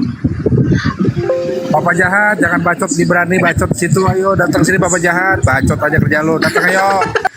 Jadinya cuma di belakang kamera lu Bapak jahat. Bacot aja terus. Pertanyaannya udah pada makan belum? Om Julfikar udah lagi pada makan dong? Iya. Oh tenang.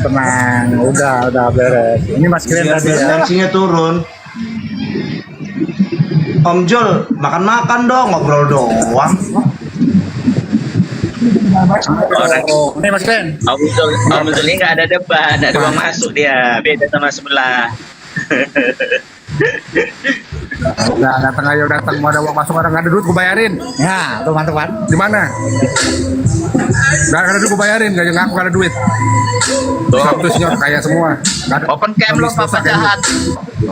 Halal darahnya. Mana berani dia? Mana berani lo, Papa jahat. Berani nggak lo tuh ditantangin Om Jul? Oh, ayo. Tuh bodyguard udah pada mau lo. nyender. Tuh, ada Umar tuh yang lo bilangin lo nanya sunat apa enggak. No. Nih, Badung. Wah, ini mah. Berani nggak lo? Open cam lo. Papa jahat. Ini bukan anggota API ini. Kayaknya nih Maya bukan anggota API ini Maya. Iya.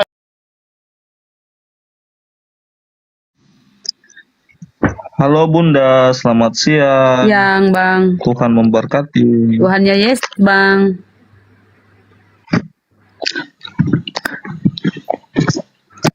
Yesus bukan Tuhan atau Allah. Jadi Yesus itu apa Bunda?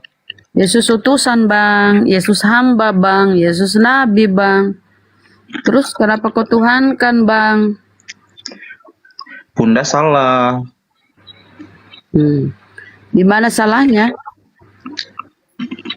Orang yang tidak beriman tidak akan pernah mengerti Bunda. Jadi yang mualaf itu yang mualaf itu tadinya pendeta. Gimana Ya, imannya itu lemah Bunda. Ya gimana sih imannya lemah? Aduh, ini siapa ya? Ya Allah, siapa tahu. Jaringan ya Allah. Aduh, Masya Allah. Nah ini kalian kau hadapi ini. Kau hadapi ini Ton. Assalamualaikum warahmatullahi wabarakatuh. Waalaikumsalam warahmatullahi wabarakatuh. Masya Allah. Terima kasih Guru. Kabur. La ilaha illallah. Kabur. Saya hanya ingin dia membuktikan Yesus bukan manusia. Kalau dia bukan manusia, satu, bisa jadi dia tuyul, bisa jadi dia hantu, bisa jadi dia malaikat, ya kan? Bisa jadi dia kerubim. Kalau Tuhan tidak mungkin. Bang Juma, sehat-sehat kah? Sehat Bang, sehat. Alhamdulillah.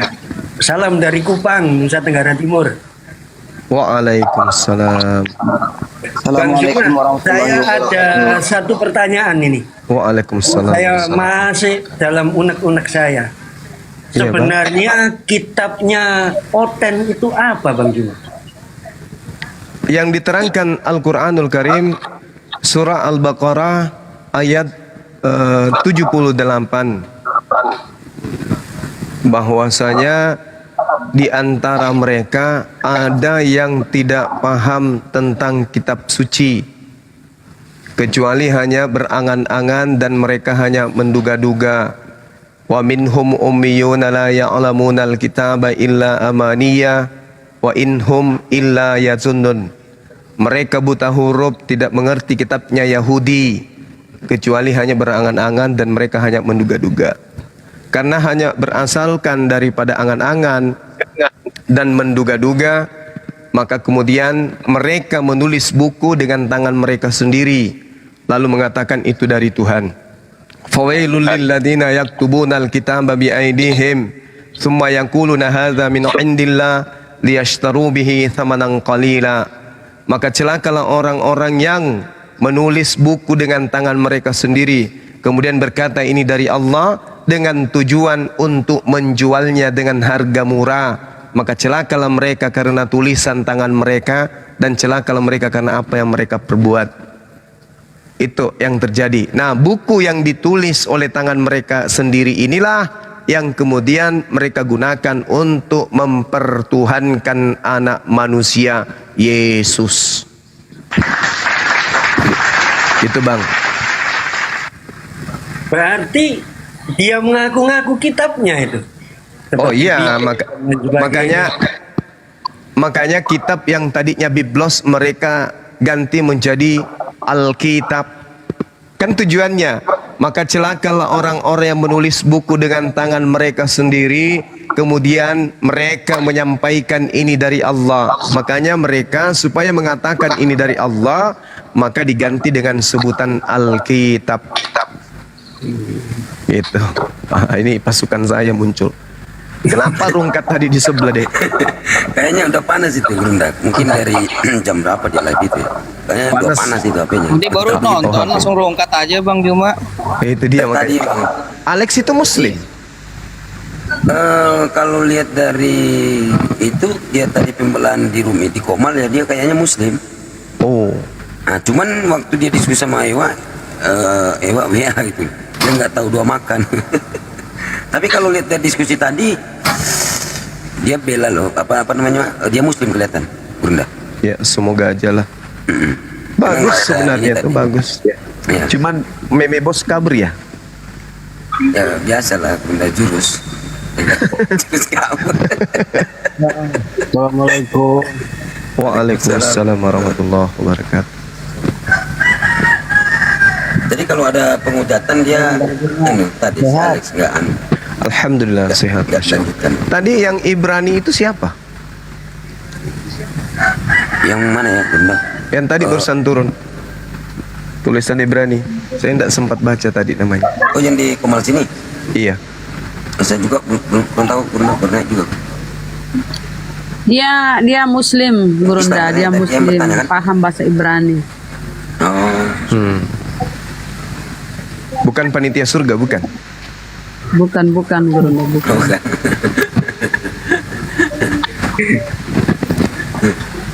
Halo Bang Juma, boleh bertanya? Iya, silakan Bang. Ini saya mau nanyakan tentang dua kata tentang hidayah dengan taufik. Apa itu artinya? Iya.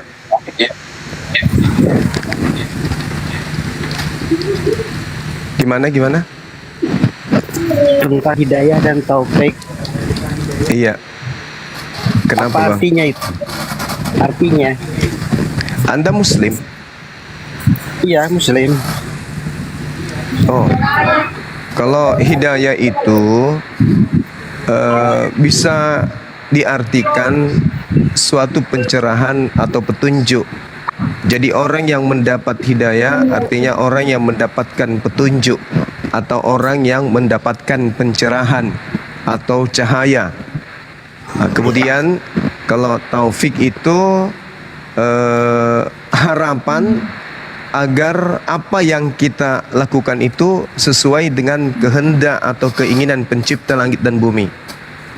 Apa yang kita ucapkan, apa yang kita lakukan, apa yang kita niatkan itu sesuai ya dengan apa yang Tuhan kemudian inginkan. Jadi taufik itu adalah harapan agar apa yang kita lakukan, apa yang kita perbuat itu sesuai dengan tujuan daripada kita dicipta oleh Allah.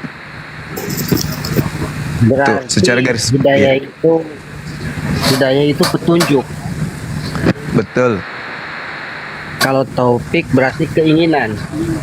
Harapan, iya. Jadi mana dulu yang pertama ada, apakah hidayah dulu apa taufik dulu? Ya tergantung dari orangnya. Soalnya kan itu kan petunjuk, misalkan dari Allah petunjuk kamu harus begini. Karena keinginan belum ada. Jadi yang duluan itu mana dulu? Apa taufik dulu apa hidayah dulu? Kalau hidayah itu petunjuk, Bang, saya sudah jelaskan. Hidayah itu petunjuk yang diberikan oleh Allah kepada orang-orang yang dipilih atau atas keinginan Allah. Itulah orang yang kemudian mendapatkan hidayah. Jadi hidayah itu pencerahan atau petunjuk. Nah, sedangkan taufik itu sudah pasti rananya Islam, Muslim dia. Kalau hidayah bisa jadi dia non-Muslim, tiba-tiba mendapatkan pencerahan, lalu kemudian dia mendapatkan petunjuk, lalu kemudian menjadi seorang Muslim. Pada saat dia Muslim, dia memiliki pengharapan. Pengharapan inilah yang kemudian disebut dengan taufik. Jadi ketika misalnya Anda berusaha, Anda melakukan suatu pekerjaan, Anda mengharapkan agar pekerjaan Anda itu mendapatkan taufik dari Allah, mendapatkan restu mendapatkan sesuatu yang kemudian berkesesuaian dengan apa yang diperintahkan oleh Allah, tidak mencakup larangan dan sesuatu yang bertentangan dengan tujuan kita dicipta oleh Allah. Itu taufik. Jadi kesimpulannya hidayah itu pertama kan? Ya.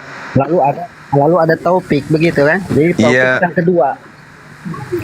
Tapi kalau saya mendengar kalau para ustadz kalau bilang kan kalau menutupi ceramah dengan kata wabillahi taufik wal hidayah. Kenapa taufik pertama, hidayah belakangan? Sedangkan Itulah yang hidayah itu saya katakan tadi, tergantung orangnya, Bang. Oh ya. Iya. Oh ya, makasih Bang. Sama-sama abangku.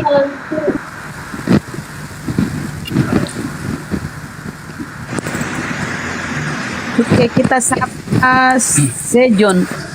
Sejun, Muslim apa Kristen Sejun? Muslim. Assalamualaikum warahmatullahi wabarakatuh. Waalaikumsalam. Ya, saya tidak lama gitu. Saya senang jumpa sama kalian di sini gitu ya, sama teman-teman ada 752 di situ ya. Itu saya mengucapkan selamat aja buat kalian gitu ya. Jadi saya tidak lama, saya banyak kerjaan juga gitu.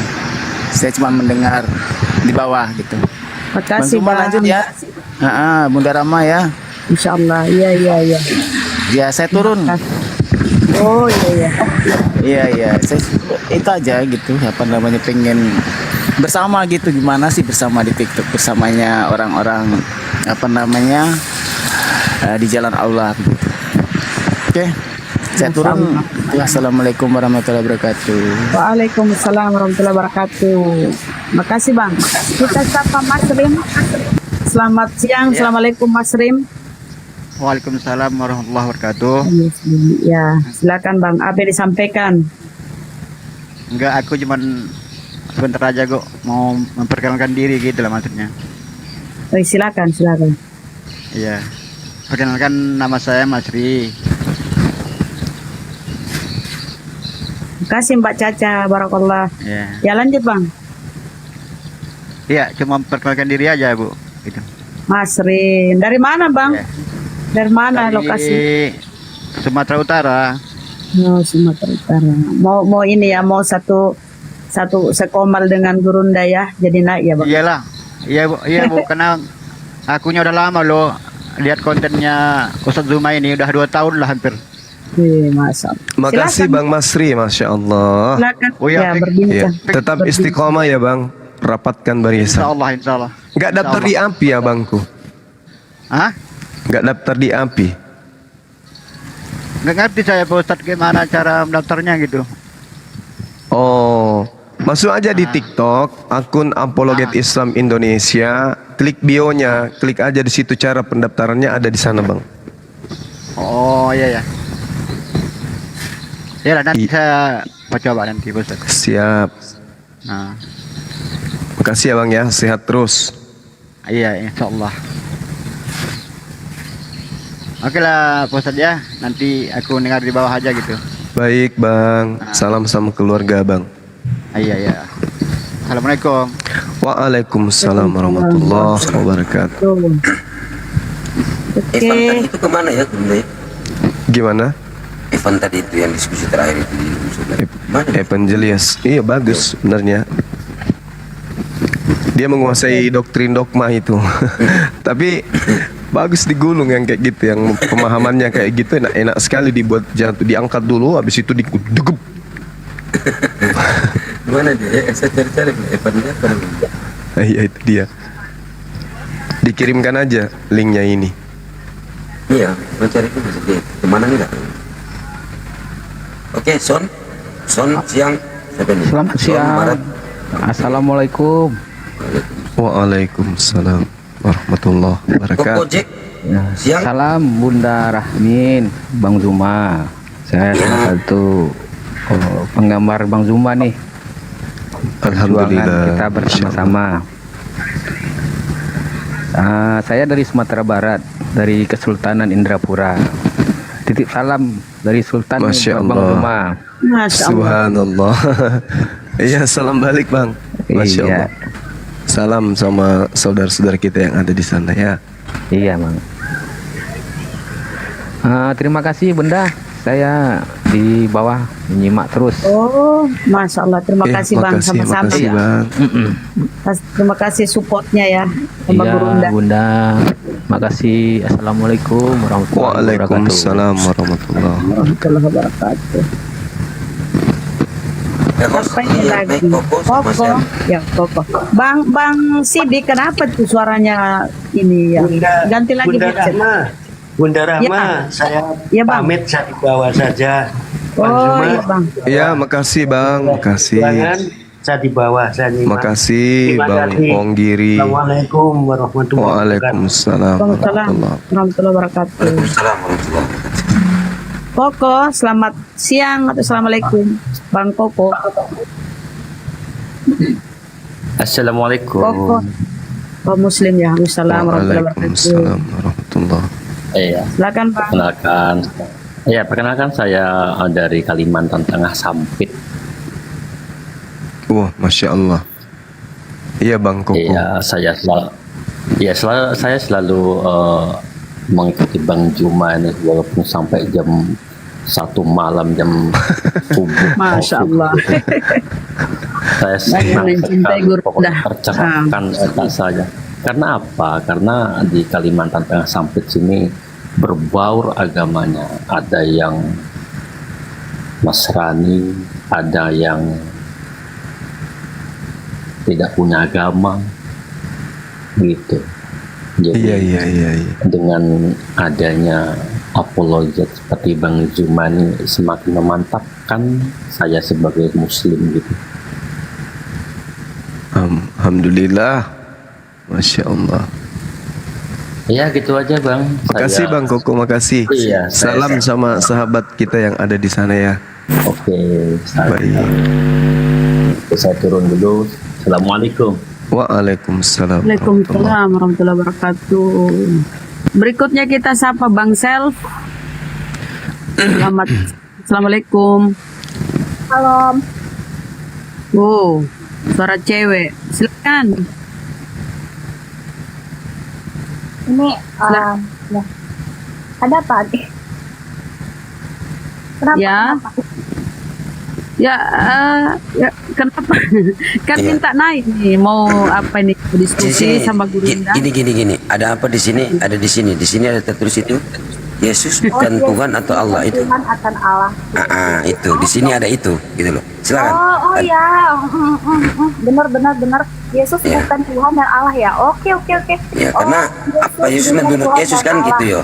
Kalau Yesus bukan Tuhan dan Allah, berarti Allah itu tidak berpikir, tidak punya pikiran bisu ya. Oke, soalnya dataku hilang, saya serahkan ini kepada Santai. Bunda Zuma. Silakan. Dataku hilang nih, silakan Bunda Zuma. Santai lah, Bu. Santai lah, Mbak. Santai. Suaramu, Saya hilang ya. betul. Silakan Tulis Bunda Zuma, suaranya data dulu. saya hilang ini. Kurang bagus suaranya. Silakan Gurunda. Kurang bagus suaranya Sel. Iya. Jadi di dalam Al-Qur'anul Karim di surah Al-Hijr ya, ayat saya lupa ayat berapa. Di situ Allah Subhanahu wa taala menjelaskan dirinya bahwa Dia itu Maha mengetahui. Jadi Allah kemudian tidak butuh telinga, tidak butuh otak, karena Dia bukan makhluk. Oh. Kalau Allah tidak punya akal ya Pak ya. Pengakuannya bagus banget. Ternyata Allah tidak punya akal. Oke, sekarang coba tunjukkan. Orang di bawah Tunggu. dunia, Allah Tolong tidak memiliki tunjukkan, akal ternyata. tolong tunjukkan Jadi, ke saya. Tolong apalagi tunjukkan ada ke saya agama yang di dalam memiliki kitabnya Yahudi dikatakan bahwa Tuhan itu punya akal. Coba tunjukkan di saya. oh, gini ya Bazuma, udah Iya. dijelaskan kalau Yesus itu firman Allah. Enggak, bukan Tuhan Anda. Kalau Tuhan Anda betul, Tuhan Anda Yesus itu punya akal. Kan tadi saya katakan Allah tidak punya otak karena Allah bukan makhluk. Sudah dikatakan Yesus punya otak Karena dia makhluk. Nah sekarang mari kita lihat Tuhan-Tuhan yang diperkenalkan kemudian oleh para nabi, termasuk yang disebut Bapa oleh Yesus, apakah punya otak? Coba tunjukkan. Coba. Ini Bapak Zuma yang Anda kan bangga Tuhan Anda punya otak. Sekarang saya tanya, di mana Bapak punya otak? Coba tunjukkan. Kan sudah dijelaskan. Di dalam Yohanes ayat 1 mengatakan kalau Yesus itu firman Allah. Iya itu Yesus. Saya pun mengakui Yesus punya otak. Saya juga mengetahui Yesus itu punya otak. Yang saya tanya ini adalah dengar. Yang saya tanya, apakah Bapak itu yang disembah Yesus itu punya otak? Karena Tuhan kami, inna rabbaka huwal halakul alim. Allah subhanahu wa ta'ala, dialah yang maha pencipta, lagi maha mengetahui. Jadi dia tidak butuh otak untuk mengetahui, karena dia maha mengetahui. Yesus punya otak, karena kalau Yesus tidak punya otak, Yesus gila. Cara berpikirnya Bapak Zuma ya. Yang berpikir itu makhluk. Allah maha mengetahui, tidak perlu berpikir. Bang Juma harus sadarkan Bapak Zuma setanda sama kita bisa menyamakan itu. Kalau tidak punya pikiran, berarti kita bisa menyamakan dengan hewan dong ya? Bisa nggak? Betul Kak. Betul. Salah. Dengarkan saya. Saya tanya Anda dulu. Yesus punya otak? Jawab saya. Yesus punya otak? Ya jelas lah, karena apa? Udang punya otak? Iya punya. Berarti Yesus setara dengan? Udang. Jendol. Allah subhanahu wa ta'ala Yesus itu tidak Allah subhanahu wa ta'ala menerangkan dan diterangkan. Huwal halakul alim. Allah dengar. Huwal halakul alim. Allah subhanahu wa ta'ala maha pencipta, lagi maha mengetahui. Tolong tunjukkan hewan maha mengetahui, tertulis di mana? Allah itu Anda kan sudah mengatakan Yesus punya otak, udang punya otak, setara dia. Nah sekarang saya sampaikan kepada Anda, Allah subhanahu wa ta'ala itu Khalaqul alim, maha pencipta, maha mengetahui. Sekarang tolong tunjukkan makhluk mana yang maha pencipta, maha mengetahui. Tolong tunjukkan ke saya. Berarti intinya gini ya Pak Zuma, berarti Allahnya Bapak itu tidak punya akal. Karena dia bukan makhluk. Oh iya, memang dia bukan makhluk Pak. Nah sekarang yang disebut bukan makhluk itulah yang Khalik, karena dia pencipta. Yesus adalah makhluk. Makanya Anda mengiyakan ketika saya katakan Yesus punya otak, udang punya otak. Setara dia, sebab udang dan Yesus sama-sama makhluk. Oke, bagus. Kita kan bertanya ya aku sekarang question aja ya. Yesus itu kan firman Allah ya. Udah jeda belum? Yesus itu manusia, dia bukan firman. Itulah artinya Anda tidak berakal. Yesus manusia, bukan firman. Firman itu perkataan. Apakah Yesus perkataan? Apakah Yesus perkataan? Apakah Yesus perkataan? Perkataan Bapak apakah bukan perkataan Bapak? Perkataan Bapak. Saya tanya Yesus. Yesus itu perkataan atau manusia? Jawab. Saya uji otak Anda apakah setara dengan udang atau tidak. Yesus itu perkataan atau manusia? Jawab. Adalah Allah. Nah, perkataan saya tanya, apakah Yesus itu perkataan atau Yesus itu manusia? Jawab. Yang dibawa orang direkam ya. Nah, sekarang aku tanya. Firman Allah adalah Allah. Firman Allah adalah Allah. Jadi kalau dikatakan demikianlah firman Allah, berarti matahari itu adalah Allah. Segala sesuatu dari Dia. Ya memang segala sesuatu dari Dia, segala sesuatu dari firman. Berarti segala sesuatu itu adalah Allah. Nah tuh tadi Bapak bilang apa tadi tuh? Segala sesuatu dari firman pada mulanya Yesus. Itu firman menurut kitab saudara kan? Di dalam Mazmur 33 nomor 9, Tuhan memberi perintah, Tuhan berfirman, maka semuanya jadi. Orang di bawah tolong ya di bawah. Ini saya lagi live di channel besar Zulkifli M. Abbas Official. Itu subscribernya sudah hampir 300.000. Anda nggak usah percaya diri kayak gitu. Anda lagi di live kan di channel besar itu. Anda lagi dipermalukan lewat channel besar. Nggak usah terlalu, nggak usah kayak gitu. Dia kan lagi menjelasin, setidaknya abang dengerin dulu. Ya sama, setidaknya saya menjelaskan, dia dengarkan saya juga. Dia kan nggak berakal. Saya tanya, coba. Yesus itu berkata, coba. Dia nggak mau diam kan? Coba. Karena dia tidak berakal. Saya tanya, Yesus itu perkataan, firman atau manusia? Jawab. Dia sepenuhnya firman Allah, sepenuhnya firman Allah. Apa pertanyaan saya apa? Bukan sepenuhnya botol. Yang saya tanya, Yesus itu firman, perkataan, atau Yesus itu manusia? Dulu Bapak Zuma yang terhormat, kicep. Pertanyaan saya coba dengar. Pakai mulut kalau nggak bisa kupingnya. Pertanyaan saya, Yesus itu perkataan, firman atau manusia? Jawab coba. Kita menurut dari Yohanes 1 ayat 1. Pada mulanya Yesus itu firman. Pada mulanya. Terus pertanyaan saya apa? Jadi pertanyaan saya apa? Iya, diam dulu. Iya apa? Kicep dulu, udah coba. Nggak ada otak, nggak berakal Anda. Cewek. Pada mulanya firman, saya juga beriman kepada itu. Yesus pada mulanya adalah kalimat. Saya juga beriman. Yang saya tanya Yesusnya. Yesus ini manusia atau firman? Bagaimana cara berpikir Bapak ini? Kalau dikatakan Yesus firman Allah, pastilah dia Allah. Bapak ini bagaimana cara berpikirkan? Anda diskusi deh yang sopan deh. Sekarang aku bertanya sama Bapak Zuma. Sekarang aku bertanya sama Bapak Zuma. Tunggu. Saya bacakan kamu dalil yang bisa membuat kamu waras. Saya bacakan kamu dalil yang bisa membuat kamu waras. Kamu mengatakan firman Allah adalah Allah. Betul? Iya, tuh. Baik. Saya kasih dalil. Saya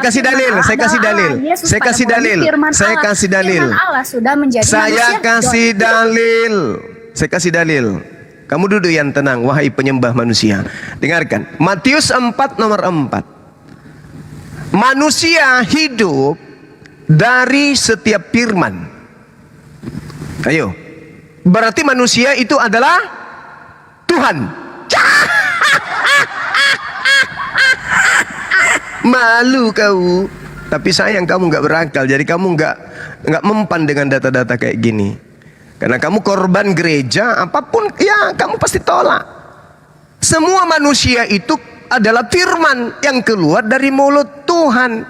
Yesus adalah firman yang keluar dari Tuhan. Manusia adalah firman yang keluar dari Tuhan. Apakah manusia itu semuanya Tuhan? Tidak apa-apa, Bapak yang terhormat. Gini, kita baca Yohanes 1 ayat 1. Di dalam Yohanes tersebut mengatakan pada mulanya dia sang firman Allah pada mulanya, dan firman itu telah menjadi manusia. Segala sesuatu dari dia. Siapakah dia itu? Dia itu adalah firman tadi yang berasal dari Yohanes 1 ayat 1. Sekarang gini.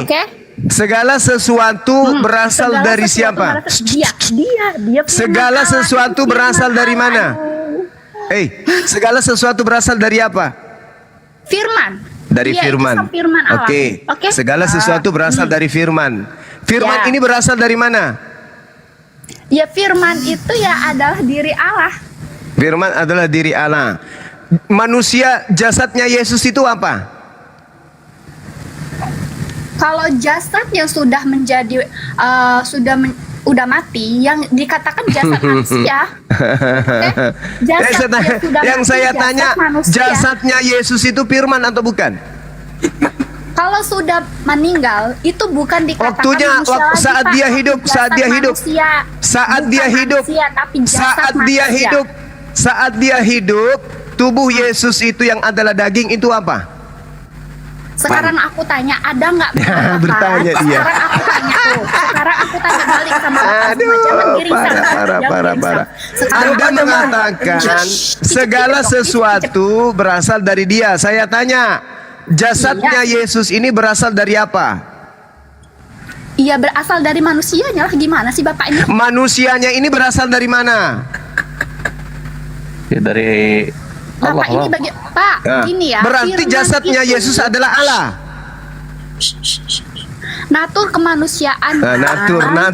Dia Sampo adalah kapang. manusia, sepenuhnya manusia.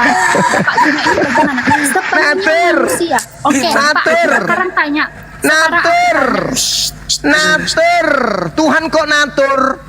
Iya kan Dwinatur. Sampo. Dwinatur, Pak. Dwinatur. Pak, Di mana di kitabnya orang Yahudi mengatakan Tuhan itu dua natur? Dengerin tuh Bapak Hei, bengek. Coba kau tunjukkan kepada saya ucapan Yesus bahwa Tuhan yang datang Tuhan yang mengutus dia adalah dua natur.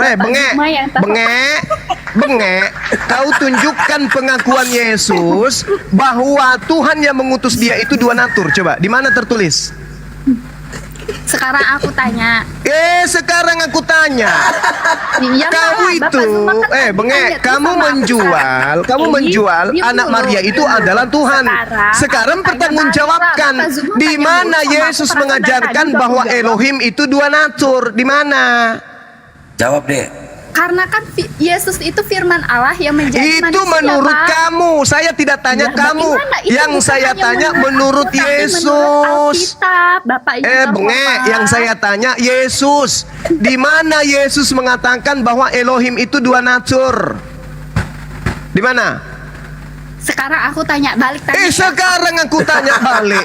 Jawab dulu. Ya haruslah. Jawab dulu. Habis itu kamu bertanya. Jawab dulu. Di mana Yesus mengatakan bahwa Elohim itu dua natur? Silakan. Langak plongo. Gimana bengek kan? Bengek kan kau? Gimpe kan ulumu? Sepenuhnya ilah. Sepenuhnya firman Allah. Di mana Yesus mengatakan Elohim yang mengutusnya itu dua natur? Di mana? Di mana Yesus mengajarkan bahwa Elohim itu dua natur? Mana dalilnya yang keluar dari mulut Yesus bahwa Elohim itu dua natur? Itu di mana? Sekarang aku tanya, Bapak yang terhormat, sekarang aku tanya, Yesus itu di dalam Tunggu. Di mana Yesus mengajarkan bahwa Elohim itu dua natur? Di mana? Atau dia itu diangkat? Bengek bener ini Sekarang orang. aku tanya itu, jawab. Dalilnya kalau Yesus sudah dikatakan firman Allah, pastilah dia Allah yang menjadi manusia. Firman Allah menjadi manusia. Lah ini apa ini? Apa ini? Matius 4 nomor 4. Coba kamu baca ke saya. Matius 4 nomor 4. Ya Bapak lah yang bacanya. Oke, saya baca. Yesus berkata, ada tertulis, manusia hidup bukan dari roti saja, tetapi dari setiap firman yang terlontar dari Allah. Ayo. Berarti manusia juga adalah firman. Adalah Tuhan. Tuhan. Bapak ini bagaimana sih Pak? Pak. Kalau sudah dikatakan Yesus itu sepenuhnya manusia, dikatakan sepenuhnya ilahi, tadi kembali lagi ke Yohanes 1 ayat 1 pada mulanya. Siapa yang mengatakan Yesus sepenuhnya ilahi? Siapa? Aku balik tanya. Siapa yang mengatakan Yesus sepenuhnya ilahi? Siapa? Bertanya, sekarang gantian bertanya. Siapa yang mengatakan Yesus sepenuhnya ilahi? Siapa? Ya karena dia keluar dari roh apa? Dia keluar dari Sang Roh Kudus, ya. Berarti setan juga, adalah sepenuhnya ilahi. Begitu? Ya. Hah? Ya enggak, aduh Bapak ini bagaimana sih cara berpikirnya? Anda Pak? mengatakan Yesus itu sepenuhnya ilahi karena Yesus adalah roh yang keluar dari ilahi. Setan di dalam Samuel 18:10 adalah roh yang keluar dari ilahi. Baca. Berarti setan juga adalah kepenuhan ilahi. Bengek. Makanya manusia kok dituhankan pieto mbak. Yesus kepenuhan roh ilahi, iblis kepenuhan roh ilahi. Berarti iblis dan Yesus sama-sama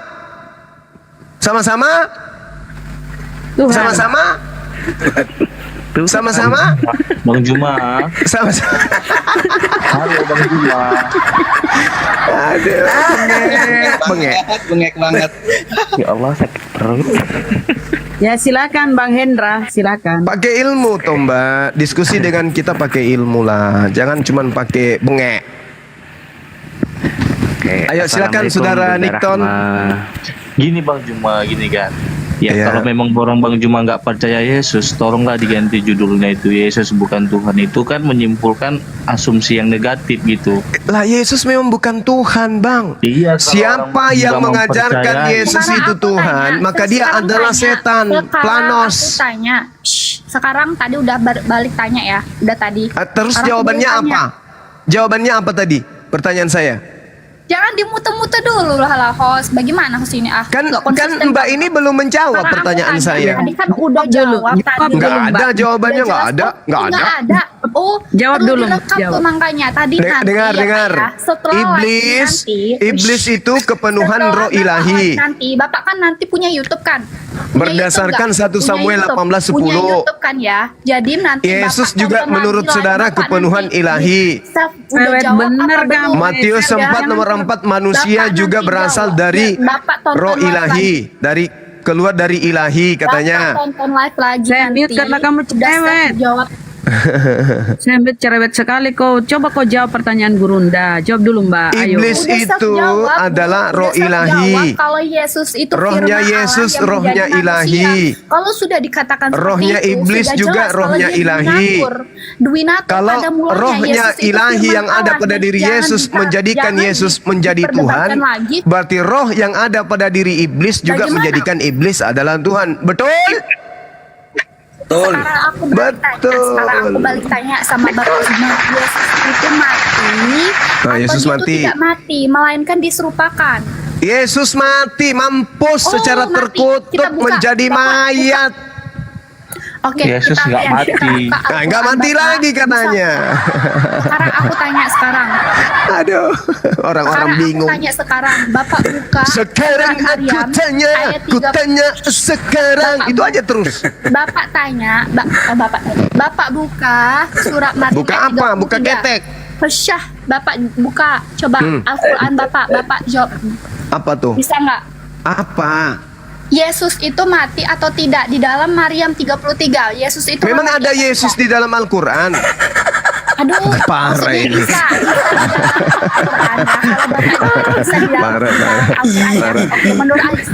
Anda sudah mengakui rupanya. Anda sudah mengakui Yesus adalah Isa. Udah. Anda sudah akui. Hah? Sudah Yesus jawab bukan dulu. Isa Bang Juma. Ya kenapa lari ke Al-Quran? Bapak Zuma yang terhormat, bisa nggak jelaskan dalam surat Maryam ayat 33 kalau Isa itu mati? Oke. Nabi Isa alaihi salam itu mati. Karena dia manusia. Bapak sudah tidak percaya sama Al-Quran Bapak sendiri ya? Apa itu? Di sini menjelaskan ya. Dengerin di bawah. Dengerin. Pasang kupingnya Pak. Iya. Ini surat Maryam ayat 33. Saya baca artinya ya. Kesejahteraan semoga dilimpahkan kepada hari kelahiranku, hari wafatku, dan hari aku hidup kembali. Nah, itu artinya Yesus di sini wafat, wafat. Kembali. Itu dibesarin dong. Kok kecil kali? Dibesarin. Gitu. Coba. Ya udah cepet. Besarin dulu dornya, baru aku tanggapin. Bapak tadi bilang, aku nggak suka dornya kecil. Besarin dornya dulu. Cepet. Ya udah dor. Ya kecil, masih kecil lah. Cepetan. Yang besar. Udah cepet jelasin. Yang besar. Yang besar. Udah jelasin, udah Pak. Ibu, Yang Pak, besar. Bang Juma jelasin itu Bang Juma. Oke. Kesejahteraan semoga dilimpahkan kepada hari kelahiranku, hari wafatku, hari meninggalku, Ninggoy. Berarti dia mati suri dong Bang Juma. Baik, Oh. baik. Mati suri. Baik. Dengarkan. Dormu terlalu kecil, jadi tidak menggelegar, tidak bagus. Direkam. Oke. Penjelasannya Jadi Bapak begini. kalian ini. Dengar saya dong. Ya udah cepetan. Oke, Anda diam. Jadi ketika kemudian saudara ini membawa surah Maryam ayat 33, dikatakan bahwasanya tentang kelahiranku, tentang diwafatkanku, tentang dibangkitkanku. Ini adalah fase di mana semua manusia akan mengalami. Nah, terkait dengan Isa alaihissalam, Isa itu tidak mati sekarang, tidak mati pada masa itu, tetapi nanti mati untuk yang datang kedua kalinya. Kenapa? Karena ayat lain. Ini surat, Bapak yang terhormat, ini surat dan ayat ini menjelaskan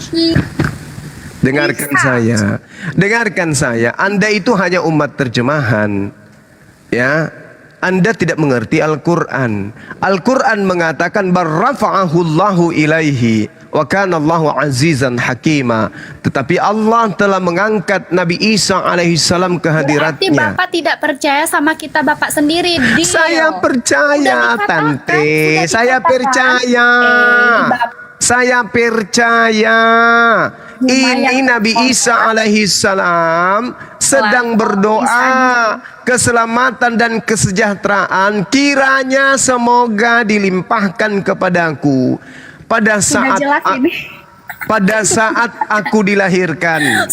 Tadi bawah ya, kalau kalian punya Al-Quran, pada saat aku dilahirkan, pada saat aku diwafatkan, pada saat aku dibangkitkan hidup kembali. Jadi Nabi Isa alaihissalam sudah melewati dua fase. Dengar saya. Dengarkan saya. Nabi Isa alaihissalam itu akan melewati tiga fase. Yang pertama kelahiran, yang kedua kematian, yang kedua kematian, yang ketiga kebangkitan. Nabi Isa kapan dilahirkan? Sudah lahir. Nabi Isa kapan dimatikan? Belum mati. Nabi Isa kapan dibangkitkan? Belum bangkit. Bagaimana mau bangkit? Mati aja belum.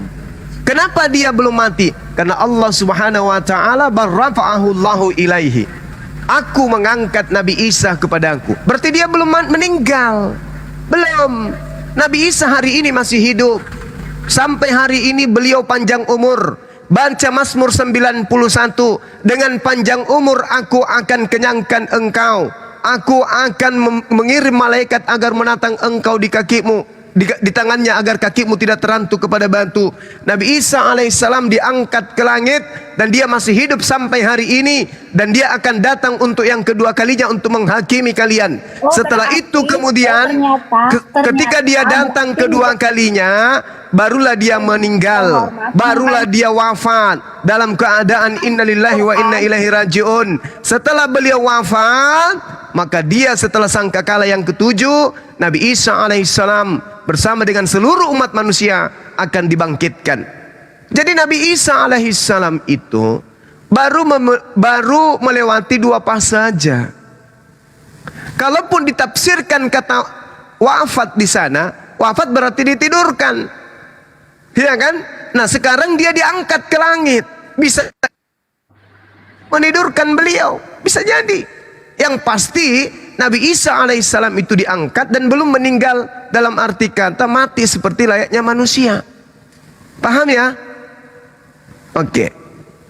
Jadi salah Anda ketika Anda membawa narasi itu baru mengatakan Yesus bukan Isa, tapi Anda munafik. Sebenarnya Anda mengambil surah Maryam ini supaya Anda mencocok-cocokkan Yesus adalah Isa. Itulah yang dikatakan bahlul karena dua natur.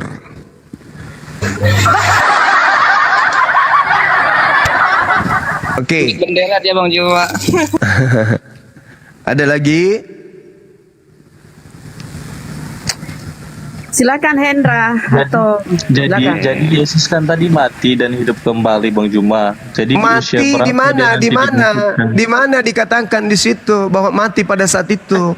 Ini berbicara adalah masa yang akan datang, bukan masa saat itu. Ingat, di sini Nabi Isa alaihissalam sedang berdoa. Nabi Isa sedang berdoa, semoga dilimpahkan kepadaku pada hari aku dilahirkan, pada hari aku diwafatkan, pada hari aku dibangkitkan hidup kembali. Ini Nabi Isa sedang berdoa, bukan sedang mengatakan Nabi Isa wafat, mati, meninggal pada saat abad itu, abad pertama. Tidak. Ini Nabi Isa berdoa, doa keselamatan, sama seperti ketika saya berdoa, ya Allah, semoga aku diberkati pada saat aku dilahirkan, pada saat aku dimatikan, pada saat aku dibangkitkan kembali. Ini sama. Bukan sedang berbicara tentang penyaliban ini, nggak ada hubungannya. Itulah teman-teman Kristen, ngaku Nabi Isa bukan Yesus, tapi giliran ada kata wafat, oh buru-buru diambil Al-Qur'annya. Yesus adalah Nabi Isa. Yesus bukan Nabi Isa, jadi jangan berasumsi Bang Juma. Iya, terus kalau Yesus bukan Nabi Isa, terus kenapa ambil ini? Oh, tirini syukran. Ini kenapa diambil? Data ini untuk apa? Sementara umat Islam melalui kitabnya menerangkan bahwa matinya Nabi Isa itu nanti setelah ia datang kedua kalinya. Sama seperti Al-Quran surah Ar-Ra'd ya, ayat 38, Nabi Isa nanti nikah untuk ketika datang kedua kalinya. Lalu setelah terjadi tugasnya selesai, alam semesta dia diwafatkan, lalu alam semesta dikiamatkan. Setelah dikiamatkan, ditiupkan sangkakala, dibangkitkanlah kemudian manusia. Isa dibangkitkan juga pada saat itu. Semua manusia dibangkitkan untuk dihakimi. Seperti itu. Kitab yang turun itu kan kitab Alkitab ya kan. Jadi kitab kami itu banyak ditiru, banyak diambil datanya. Salah. Kebalik, kitab Anda yang banyak merampok dari kitab kami. Kembali orang mau nanya sedikit Bang. Boleh Bang ya, saya mau nanya sedikit. Kitab apa Bang Juma? Tadi kitab Anda itu Alkitab rampok dari mana kata Alkitab? Bang Nilton, tadi ente mengatakan kalau Al-Quran itu menjiplak yang namanya Bible. Coba cari di dalam Al-Quran, ada nggak kata-kata Tuhan menyesal? Ada nggak kata-kata orang yang buah pelernya hancur dilarang masuk jemaat Tuhan? Coba ada nggak cari di dalam Al-Quran? Ada iya, Tuhan berfirman dalam hati, wih. Tuhan berfirman dalam hati. Coba cari-cari. Ada nggak ketika ente mengatakan Al-Quran itu menjiplak? Ada nggak di dalam Al-Quran ayat yang mengatakan orang yang buah pelernya hancur atau kemaluannya terpotong dilarang masuk jemaat Tuhan? Cari ayatnya. Kalau ada ayatnya, gue besok kawin lagi. Cari ayatnya. Tuhan pinjam pisau cukur, ada nggak di Al-Quran? Tuhan bersuit, Tuhan bersiul-siul. Jadi nggak usah aneh-aneh depan kami ya. Iya kok Tuhan pinjam pisau cukur bulu paha, cukur kepala, apa ini? Ini loh, Tuhan firman dalam hati, berfirman dalam hati. Pembuli, bye. Loh, pembuli bayar apa? Kabur. Assalamualaikum. Yes. Waalaikumsalam warahmatullahi wabarakatuh, Bang Rahmat. Tadi aku terpukau sama jawaban abang tadi kan.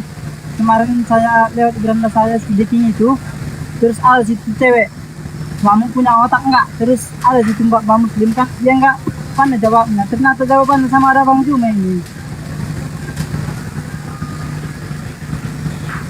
Kamu ngomong apa sih nggak jelas?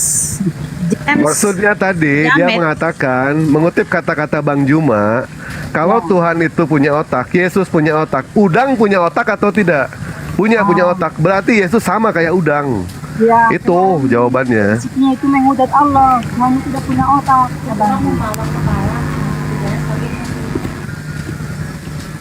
Bagaimana dek? Panitia surga atau panitia mana? Nah, kemarin kan saya nonton Pak, Anda Islam apa Kristen, Pak? Kecil suaramu, betuli dulu. Pak, Kecil. Anda Islam apa Kristen? aku Islam. Ah, Bapak Islam. Emang Allah punya otak, Pak? Nah, itu kemarin ditanya Cipin sama ada Bapak Muslim. Maksudnya gimana? Sekarang kalau Bapak pecahkan kepala Bapak itu, otak kan ada di dalam nih. Bukan aku. Sementara manusia ini Iya, Bang. makhluk. Kan gitu. Apakah Allah itu punya otak sama seperti Bapak yang di dalam kepala Bapak? Enggak kerasa ya. Enggak kan? Laisa kami sedih toh. Nah, itulah. Manusia ini kan ciptaan Tuhan, punya otak. Otak itu di dalam kepala Bapak, otak kepala. Dipecahkan kepala itu ada otak. Apakah Allah punya otak itu? Kayak gitu? Enggak kan? Laisa kami sedih. Allah tidak menyerupai sesuatu apapun. Lagi makhluk kan gitu. Itu kan? Iya. Itu jawabannya kan? Bukan itu. Kemarin Bagaimana? aku nonton live-nya Sudekin. Iya. Terus banyak umat Muslim yang di situ naik, tapi Udah lah, nggak jelas dia suaranya. Oh, yang kemarin umat Islam Muslim katanya naik. Dia Makanya bawa narasi di tempat lain. Dia bawa narasi di tempat lain. Kita nggak paham ya, nggak ada kita pada waktu itu. Silakan Bang, siapa ini Bang Rahmat? Kristen Muslim. Bunda. Assalamualaikum warahmatullahi wabarakatuh. Apa disampaikan Bang? Warahmatullahi wabarakatuh, Bang Rahmat. Iya. Beliau seorang apologet terima hebat kasih juga, ya, Bunda Rahmat. Beliau seorang apologet hebat ini. Ya, ya. Silakan, Apa-apa. Rahmat. Silakan. Ya, mohon izin bentar ya Gurunda, Bang Zuma dan Bunda Rahma, Bang Dewa, Bang Asidik dan juga Bang Anan ya. Sebentar minta waktunya, ada yang ingin disampaikan. Pertama, terima kasih dulu telah diberikan kesempatan naik ya di Komal yang besar ini. Sebelumnya perkenalkan, saya Rahmat, seorang Muslim dari Padang, dari Sumatera Barat. Alhamdulillah kemarin sudah daftar AII dari linknya Bang Nandar yang saya dapat. Nah kemudian gini, saya merasa sangat senang ya jika sekiranya para senior saya Gurunda Zuma nanti bisa mampir ke Komal saya, karena sudah lebih kurang 3 malam ini Gurunda Bang Zuma kami live bersama Unirifa, dan juga ada kemarin tuh Bang Dewa mampir Bang Dewa ya. Jadi di Komal saya itu ada sekitar lebih kurang hampir 3.000 penonton Bunda. Ada juga yang dari teman-teman keyakinan sebelah. Nah kayaknya juga butuh di servis di Komal saya. Nah, saya di sini menyampaikan nanti mudah-mudahan sekiranya Bang Zuma dan juga Bang Asidik, Bang Anan, Bunda Rama juga bisa mengikuti balik akun saya supaya bisa setiap saya live nanti ada notifnya. Mana tahu bisa mampir, saya harapkan dengan senang hati nanti kehadiran dari senior-senior saya di sini. Tadi sudah saya minta kontak Bang Zuma ke Unirifa. Insya Allah nanti saya WA ya Bang Zuma dan Bunda. Mudah-mudahan nanti Baik Bang, sehat baik, selalu baik. Saya dan sudah bisa follow Bang. mampir ke rumah saya. Amin. Oke. Mungkin itu Bunda dan Bang Rama, Bang Zuma ya. Kalau seandainya nanti saya punya kesempatan dalam Komal ini, mohon izin digabungkan. Nanti ada beberapa yang mau saya bantu jawab juga. Tapi kalau seandainya hanya dibuka untuk teman-teman Kristen saja, nggak apa-apa, diturunin juga nggak apa-apa. Mungkin itu Bunda, Bang Zuma dan juga Bang Sidik dan Bang Dewas. Terima kasih. Ya Bang. Ya, sama-sama. Nanti lewat ini aja. Nanti kalau ada atas nama Jibril, ada Jibril, itu saudara kita seorang apologet. Dia bisa menampilkan data-data yang bagus itu. Di follow aja, cari atas nama Jibril. Iya, ya. Insya Allah. Baik. Insya Allah Bang Dewa. Ya, kalau begini ya Bang ya, mohon maaf ya kalau ada Gurunda di Komal saya itu ya sepenuhnya saya serahkan kepada beliau ya, kepercayaan saya kepada beliau. Adapun kalau beliau mengizinkan teman-teman yang lain untuk menambahkan itu ya, karena ya begitu ya teman-teman ya. Kalau beliau mengizinkan, nanti begini loh, bingung juga kalau terlalu banyak narasumber ya, bingung terus terang. Iya benar. Jadi lebih bagus kalau kita pusatkan ke Gurunda ya. Kalau ada Gurunda ya, saya percaya kepada beliau. Kecuali memberi izin, misalnya dia rehat, ya oke, silakan. Ya, gitu ya teman-teman ya, mohon maaf ya. Tapi boleh memberi masukan, boleh, atas izin Gurunda. Silakan, lanjut. Hendra, Bang Hendra Kristen ya. Assalamualaikum warahmatullahi wabarakatuh. Bunda Rahma. Islam ya? Islam, Bunda Rahma ini kita juga. Oke, lanjut. Juga assalamualaikum warahmatullahi wabarakatuh untuk guru saya, saudara kami, Bang Zuma dan juga para guru yang lain.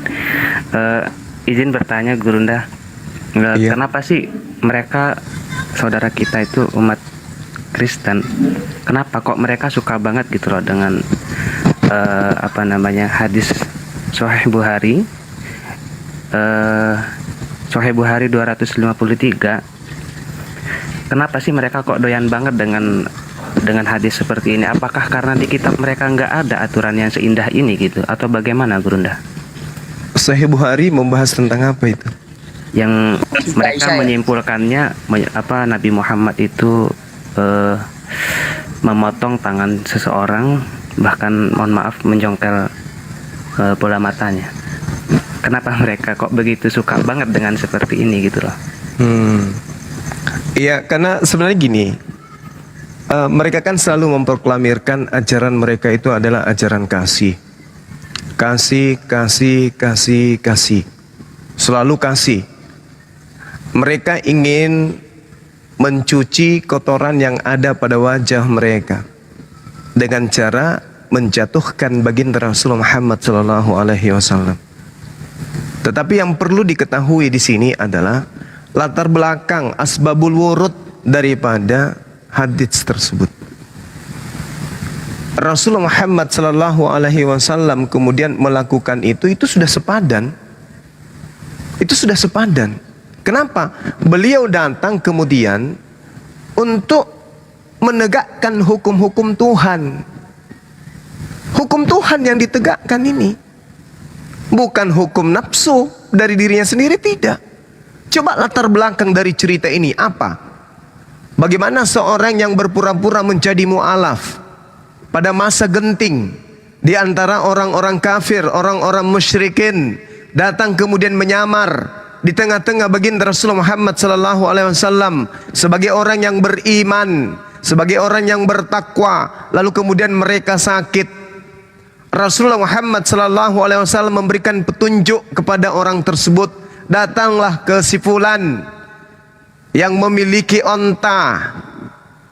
Setelah sampai di sana, mereka dilayani dengan baik, mereka diobatin dengan baik sampai mereka sembuh.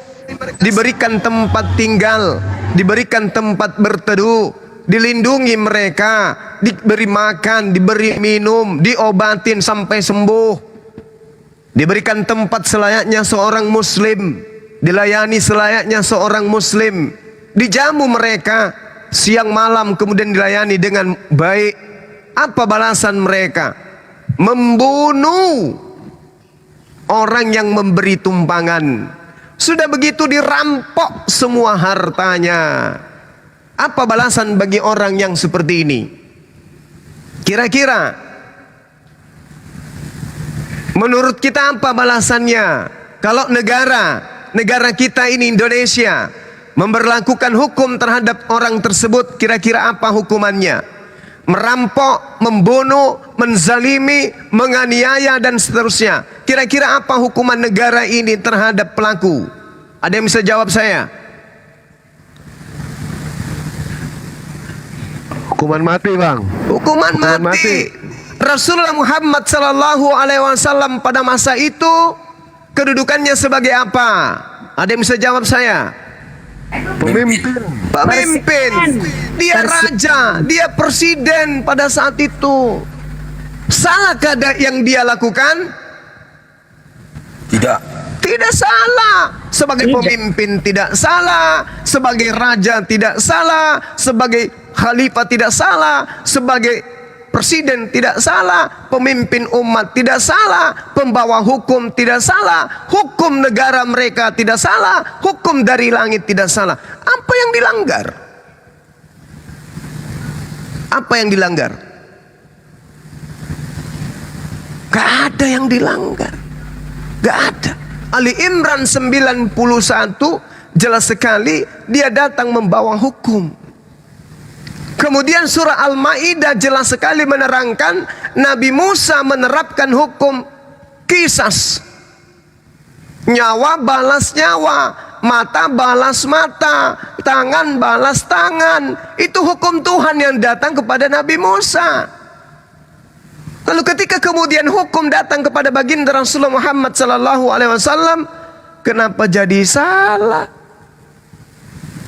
Kenapa jadi salah ketika Rasulullah Muhammad sallallahu alaihi wasallam itu kemudian menerapkan apa yang kemudian Allah terangkan kepada dia, kepada beliau. Sedangkan Nabi Musa alaihissalam, boleh Anda lihat di dalam Ulangan 19 nomor 21, Imamat 24 sampai nomor 20. Coba dilihat di sana.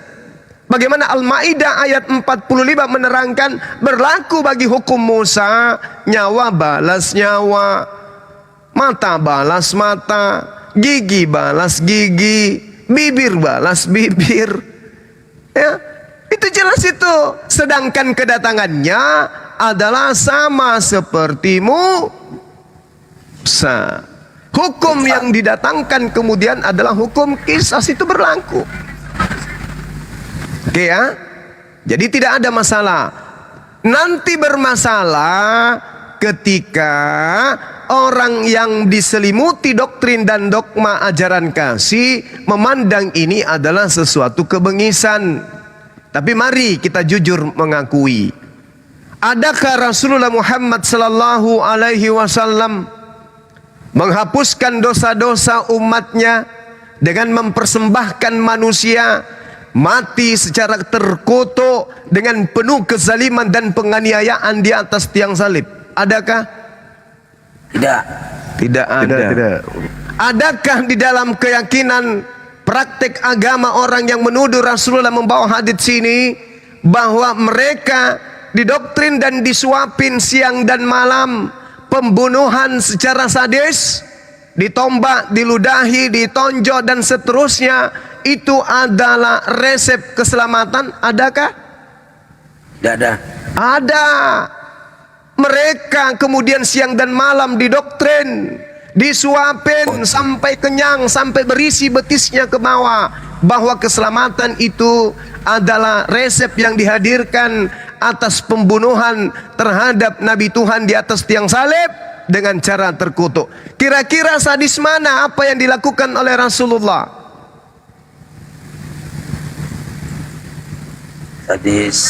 Sadis dia. Sadis perjanjian lama, iya.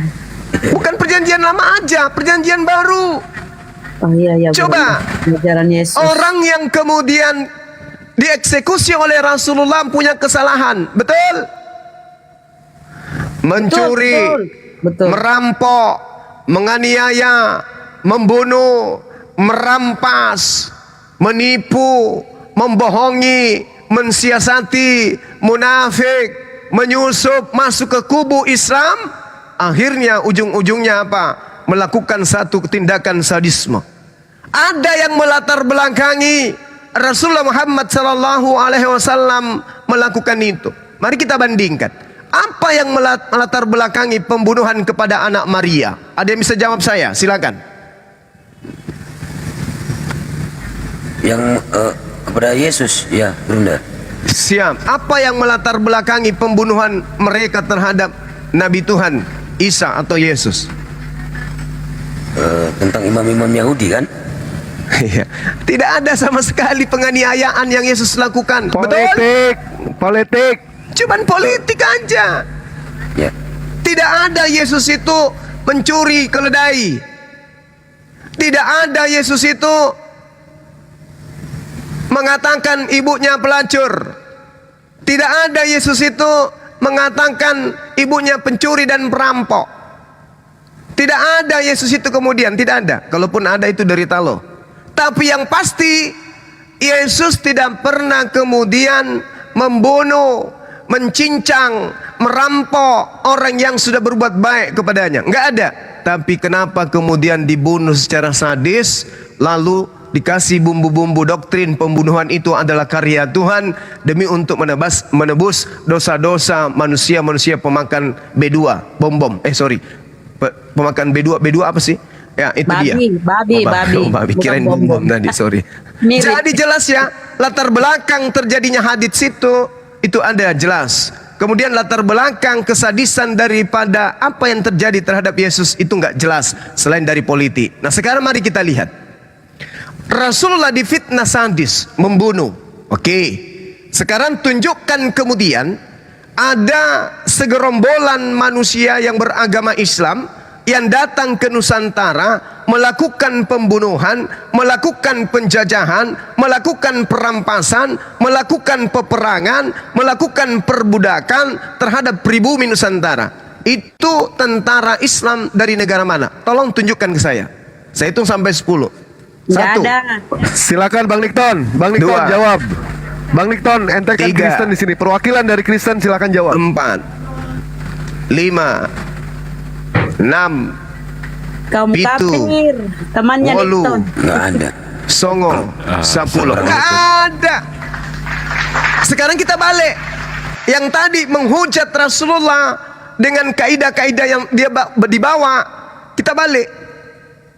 Apakah ada orang-orang berKTP Kristen, Katolik yang datang memborbardir Nusantara?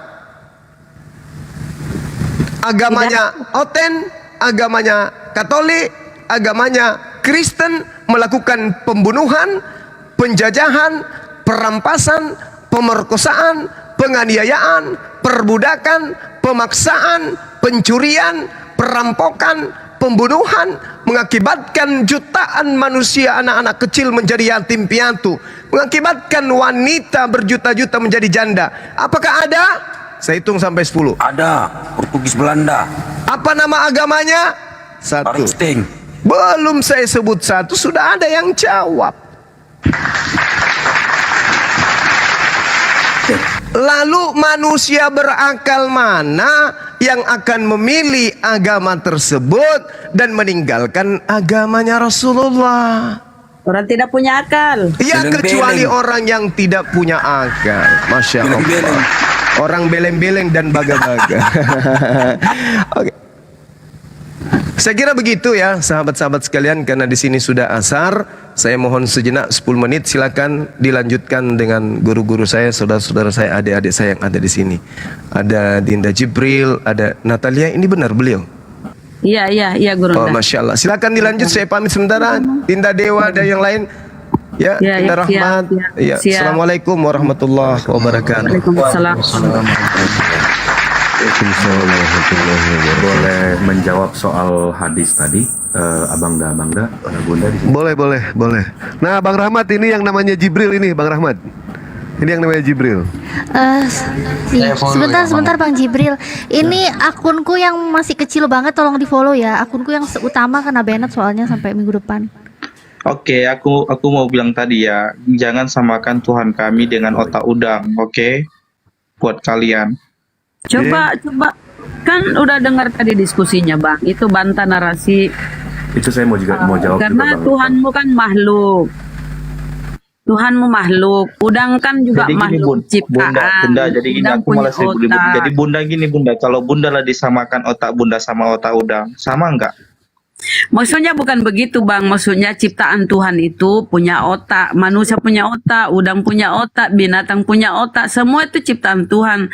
Tapi kalau Tuhan ya tidak punya otak, itu apa ya aku bilang, dia kan maha tahu. Yang punya Bang, otak itu ciptaan. Silakan. di saat Gurunda Zuma membalas narasi yang dibawakan teman Anda itu, bertanya dengan mengehek-ngehek tentang menyebut nama Allah Subhanahu wa Ta'ala dengan asal-asalan, terus dikomparasi dengan Yesus yang punya otak sama udang itu, Anda marah? Anda nggak tegur teman Anda? Coba Anda jawab. Sorry tadi nggak dengar aku yang itu. Cuma kalau itu saya tegaskan jangan samakan sama udang karena beda. Selective hearing ya, cuma mendengar apa yang Anda mau ya. Perumpamaan Bang, Silakan Bang Jibril, mungkin mau tunjukkan data tadi. Silakan Bang Jibril, Menyediakan gedein punya aja. otak. Bang Munarama, gedein Bang Jibril, gedein Bang Jibril.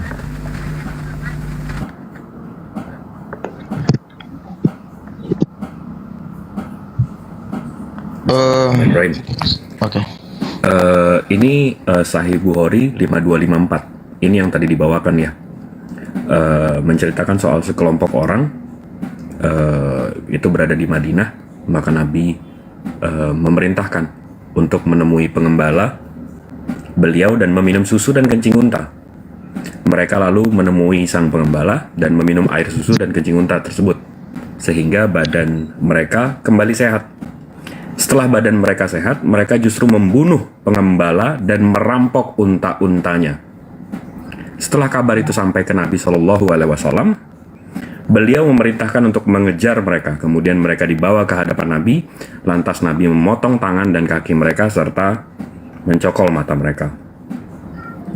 Jadi ini ya. Jadi karena mereka sudah diobati, lalu maka mereka malah membunuh dan merampok. Dan ini sanatnya ada 4. Ini kenapa nih warna merah dan warna pink? Kalau kita lihat warna merah dan warna pink ini yang warna merah ini sifatnya makbul. Ialah perawi yang diterima periwayatannya dan dapat dijadikan sebagai hujah. Ya, itu satu. Habis itu soal kencing unta. Ini selalu dibawa-bawa nih hadis ini, selalu digoreng-goreng. Ini mudah-mudahan menjawab ya. Kalau antum ke ini nama websitenya ncbinlm.nih.gov. .gov ini pemerintah punya.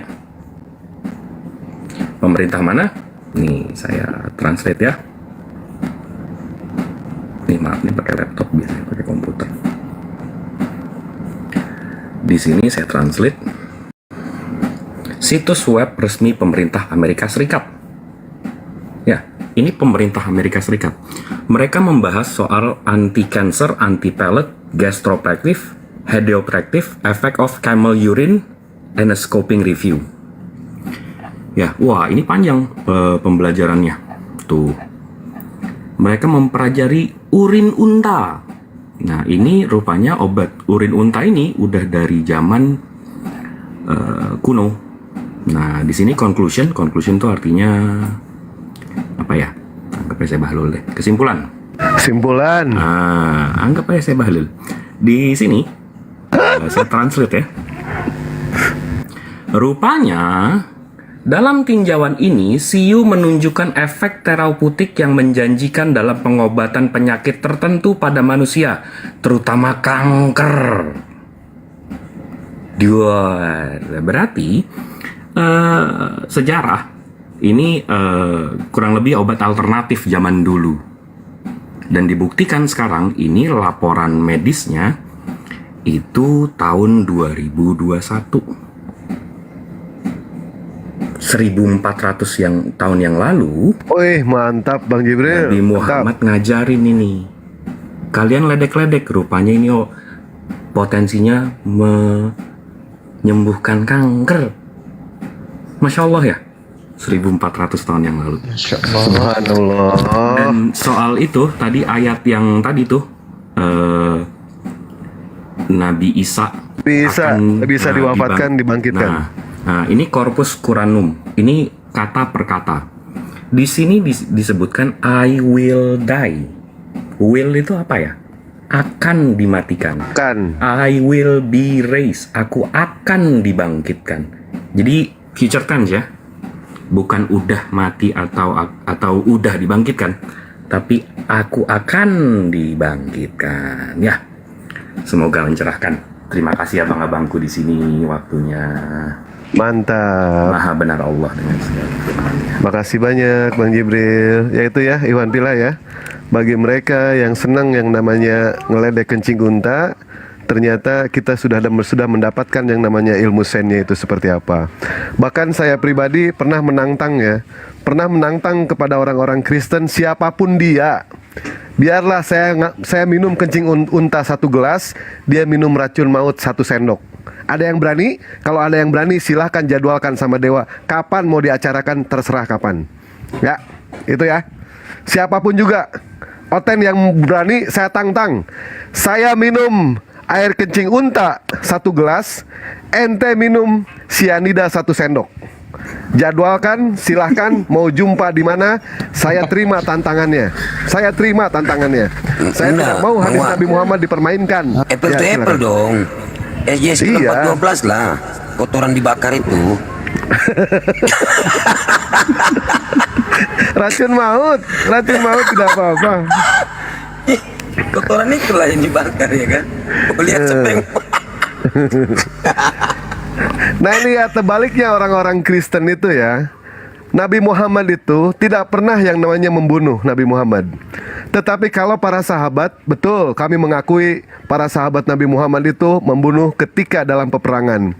Siapa yang mereka bunuh? Yang mereka bunuh adalah musuh-musuhnya Allah.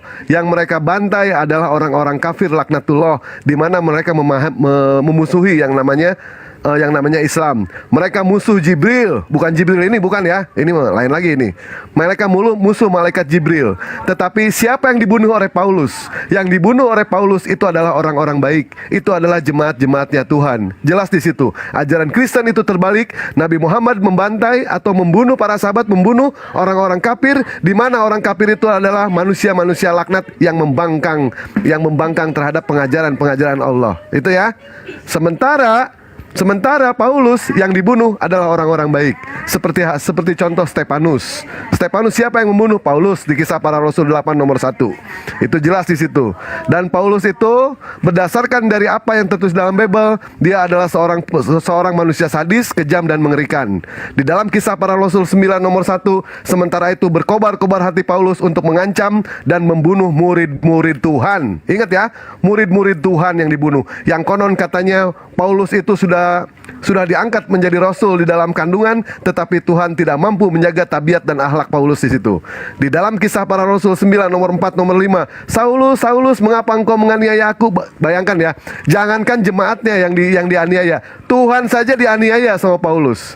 Berdasarkan dari pengakuan Paulus. Di dalam Kisah Para Rasul tadi, Kisah Para Rasul 8 nomor 1, Saulus setuju bahwa Stefanus mati dibunuh. Di dalam Kisah Para Rasul 3 di dalam Kisah Para Rasul 8 nomor 3, di dalam Kisah Para Rasul 22 19 20, silakan baca sendiri di situ ya.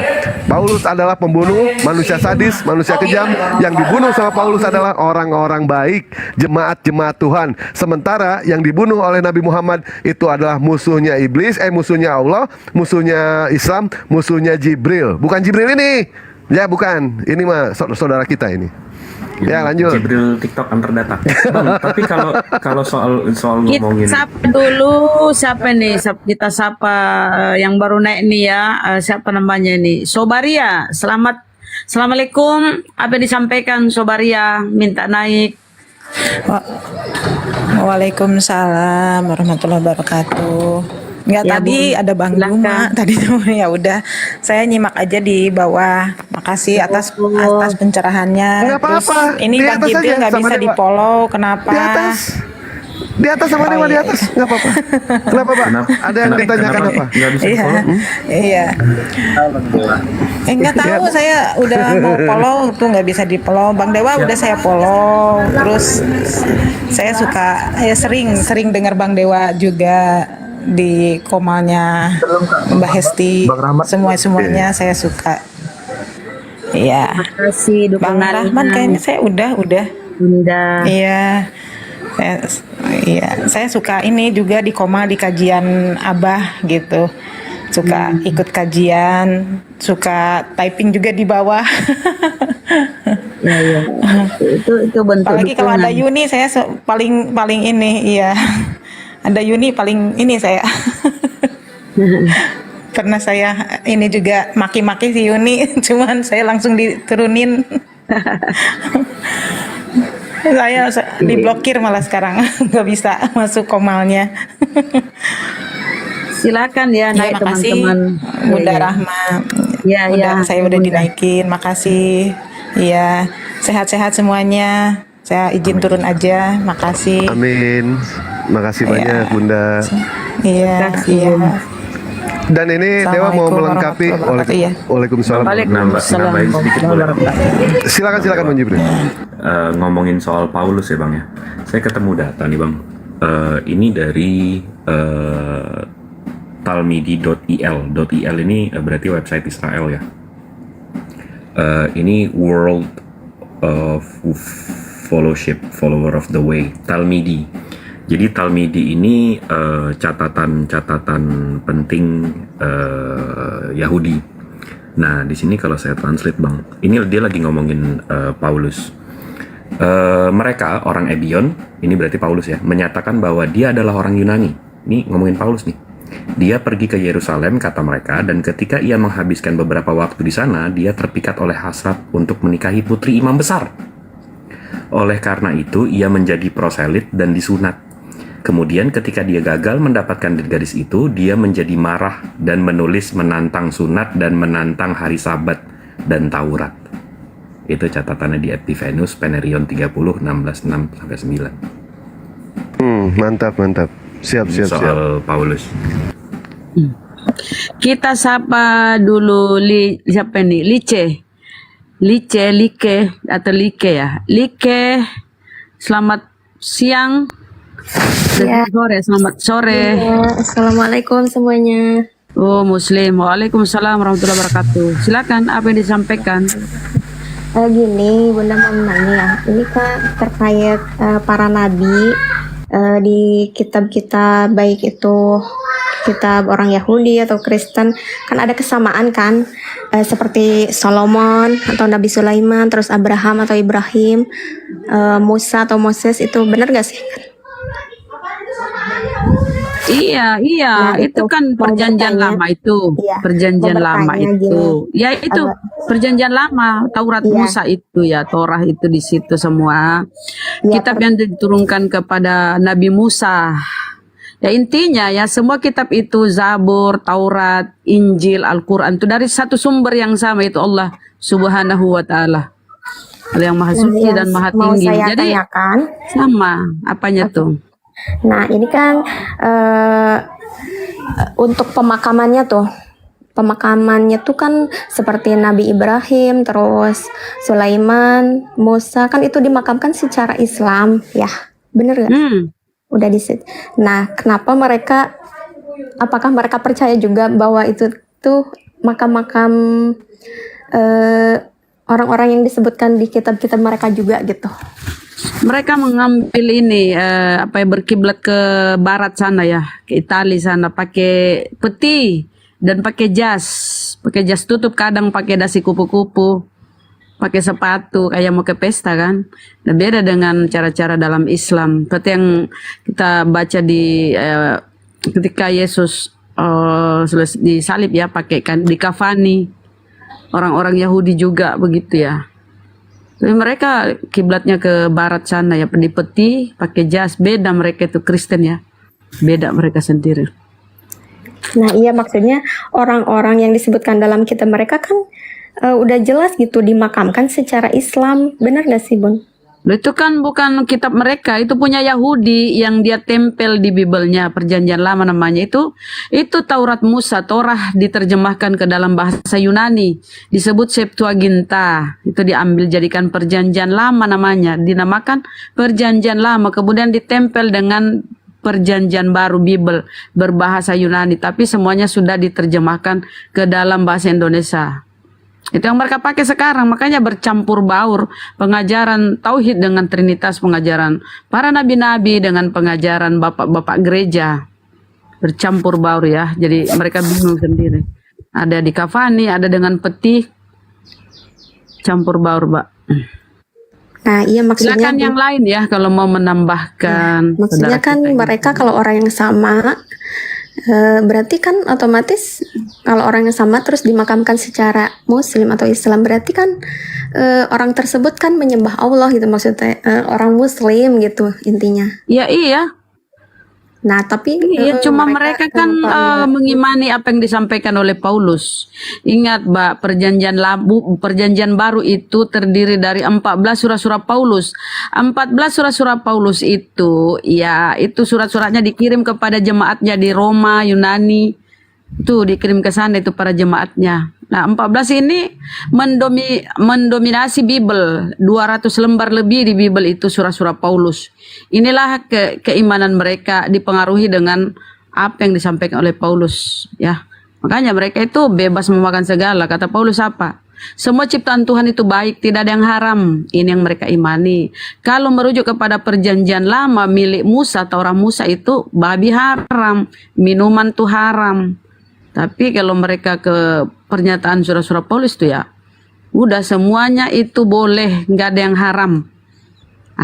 Jadi 14 surah-surah Paulus itu di Bible mereka perjanjian baru mendominasi Bible. Itulah, coba kalian berdiskusi dengan mereka. Yang mereka kutip itu kata-kata Paulus, surah-surah Paulus. Coba kamu simak apa yang mereka angkat itu. Jarang mereka menyampaikan yang paling yang diangkat itu tentang kata-kata Yesus itu ya, Bapa dan aku satu, Yesus adalah jalan, kebenaran dan hidup, atau Yohanes 13:13. Betul katamu aku adalah guru dan Tuhan, disebut Tuhan. Itu 3 itu andalan mereka. Atau satu lagi, pada mulanya firman, itu nggak boleh ketinggalan. Itulah ayat-ayat andalan mereka. Tapi coba kapan mereka mengutip Yohanes 17:3, hidup yang kekal itu ialah mengenal engkau satu-satunya Allah yang benar dan mengenal Yesus Kristus yang engkau utus. Nggak pernah mereka menyinggung itu. Tapi coba kamu tentang makanan-makanan, mereka lari ke Paulus. Silakan yang lain ya, mau menambahkan silakan. Ya iya, kita kasih perbandingan kan supaya adik kita ini paham apa yang mereka iman itu sekarang. Kan dia bingung kenapa keimanan mereka teman-teman Kristen itu ini ya. Padahal di Biblenya itu ada Salomo, Sulaiman. Ya silakan Mbak, apalagi? Mungkin bisa saya bantu tambahkan dikit Bunda. Boleh, silakan. Ya, Bang Dewa. Terkait dengan perbedaan itu ya Kak, siapa ini? Kak Lice. Nah, terkait dengan perbedaan itu sebetulnya tidak hanya berkaitan dengan proses pemakaman saja, namun ada peristiwa-peristiwa lain yang juga dilakukan oleh orang-orang sebelum ya kitab Perjanjian Baru itu. Sejatinya dilakukan oleh nabi-nabi terdahulu, seperti misalnya seperti sunat. Nah, sama Yesus juga dikhitan. Nah, sama seperti proses pemakaman, Yesus juga dikafankan, dikuburkan, sama layaknya seperti seorang Islam. Tapi saya pernah berdiskusi dengan teman-teman Kristen.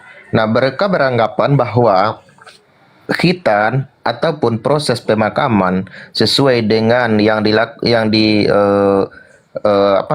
diberlakukan untuk Yesus, yaitu dikafani dan dikuburkan, itu hanya mengikut bagian dari hukum tradisi.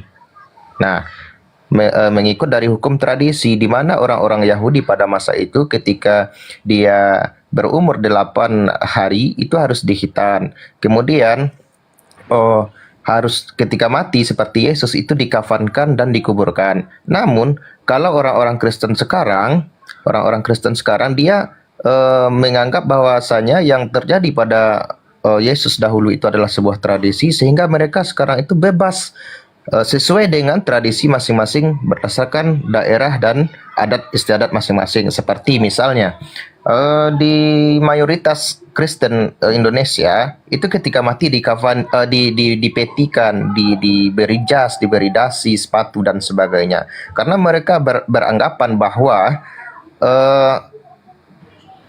syariat itu, aturan itu tidak sampai mengatur bahwasanya kalau kamu mati nih harus seperti ini nih, harus dikafani, harus dikuburkan, harus seperti ini. Tidak, tapi mereka diberikan kebebasan memilih sesuai dengan tradisi dan adat istiadat masing-masing sesuai dengan wilayah masing-masing gitu. Oke Bang, udah ini mungkin ya.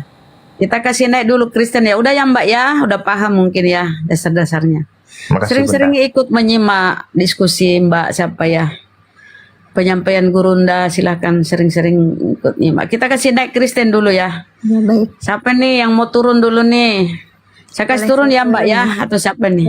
Ya, kita kasih naik. Saya boleh standby di bawah. Lanjut mikir saja dulu, Dai. Saya turun dulu di bawah. Izin undur diri, bisa sambil Pak Lopo. Mbak ini aja kali ya. Saya turunkan udah ya Mbak ya, udah dijawab ya pertanyaannya. Oke, terima kasih banyak ya atas Assalamualaikum pertanyaannya. warahmatullahi wabarakatuh. Waalaikumsalam warahmatullahi wabarakatuh. Warahmatullahi wabarakatuh. Turun juga Pak Jibril. Bang Jibril turun. Oke, kita kasih naik dulu ini ya. Dia Kristen apa Muslim? Terima kasih Bang Dama. Izin asar ya, izin asar. Iya Bang. Kita sapa dulu Bang Yoga. Selamat sore. Assalamualaikum. Assalamualaikum. Oh Muslim ya. Ya. Aku kira Kristen. Alhamdulillah Silakan. Muslim. Apa yang disampaikan Bang? Saya bisa tanya-tanya sedikit nggak untuk ke Bang Zuma, ke Bunda, ke teman-teman lainnya? Bolehlah, tapi sebentar Bang ya, karena ini bukan komal kajian ya. Ini komal dialog lintas agama. Jadi kalau kita kajian bukan di sini tempatnya. Bolehlah, jangan lama, silakan. Bentar aja. Menunggu. Iya, boleh sambil menunggu Kristen nih yang naik. Silakan. Oke, gini, permisi semuanya ya, minta maaf sebelumnya.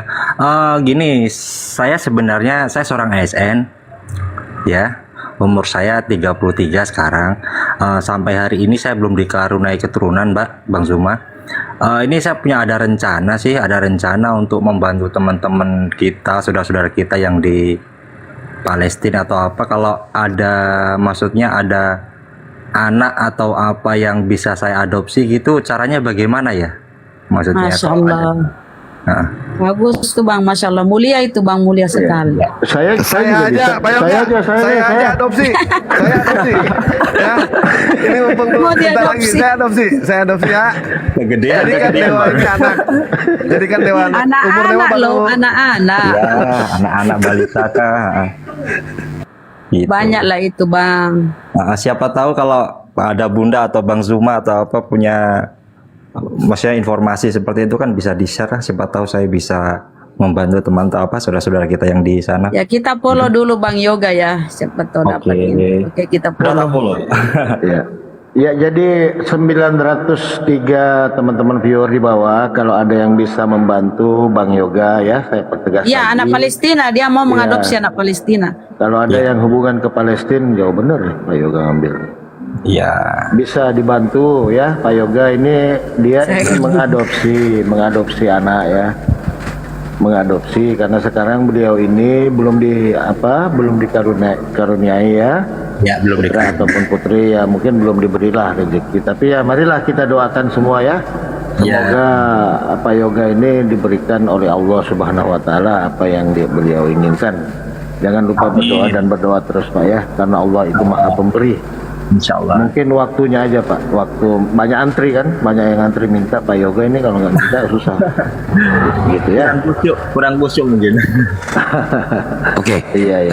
Siap. Sebelum lanjut ke Bang Yoga, host saya izin turun ya teman-teman semua di atas dan di bawah, saya izin turun. Mohon maaf kalau ada salah-salah kata ya. Oke ya, host izin turun dulu, Bang Palopo ya. Oh iya. Gurunda Ya Bang, terima kasih. Siap, sehat-sehat selalu Bang. Waalaikumsalam warahmatullahi wabarakatuh. Waalaikumsalam.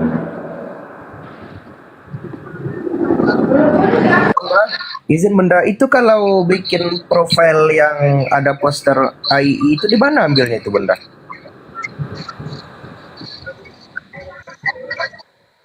Ya Bang Dewa.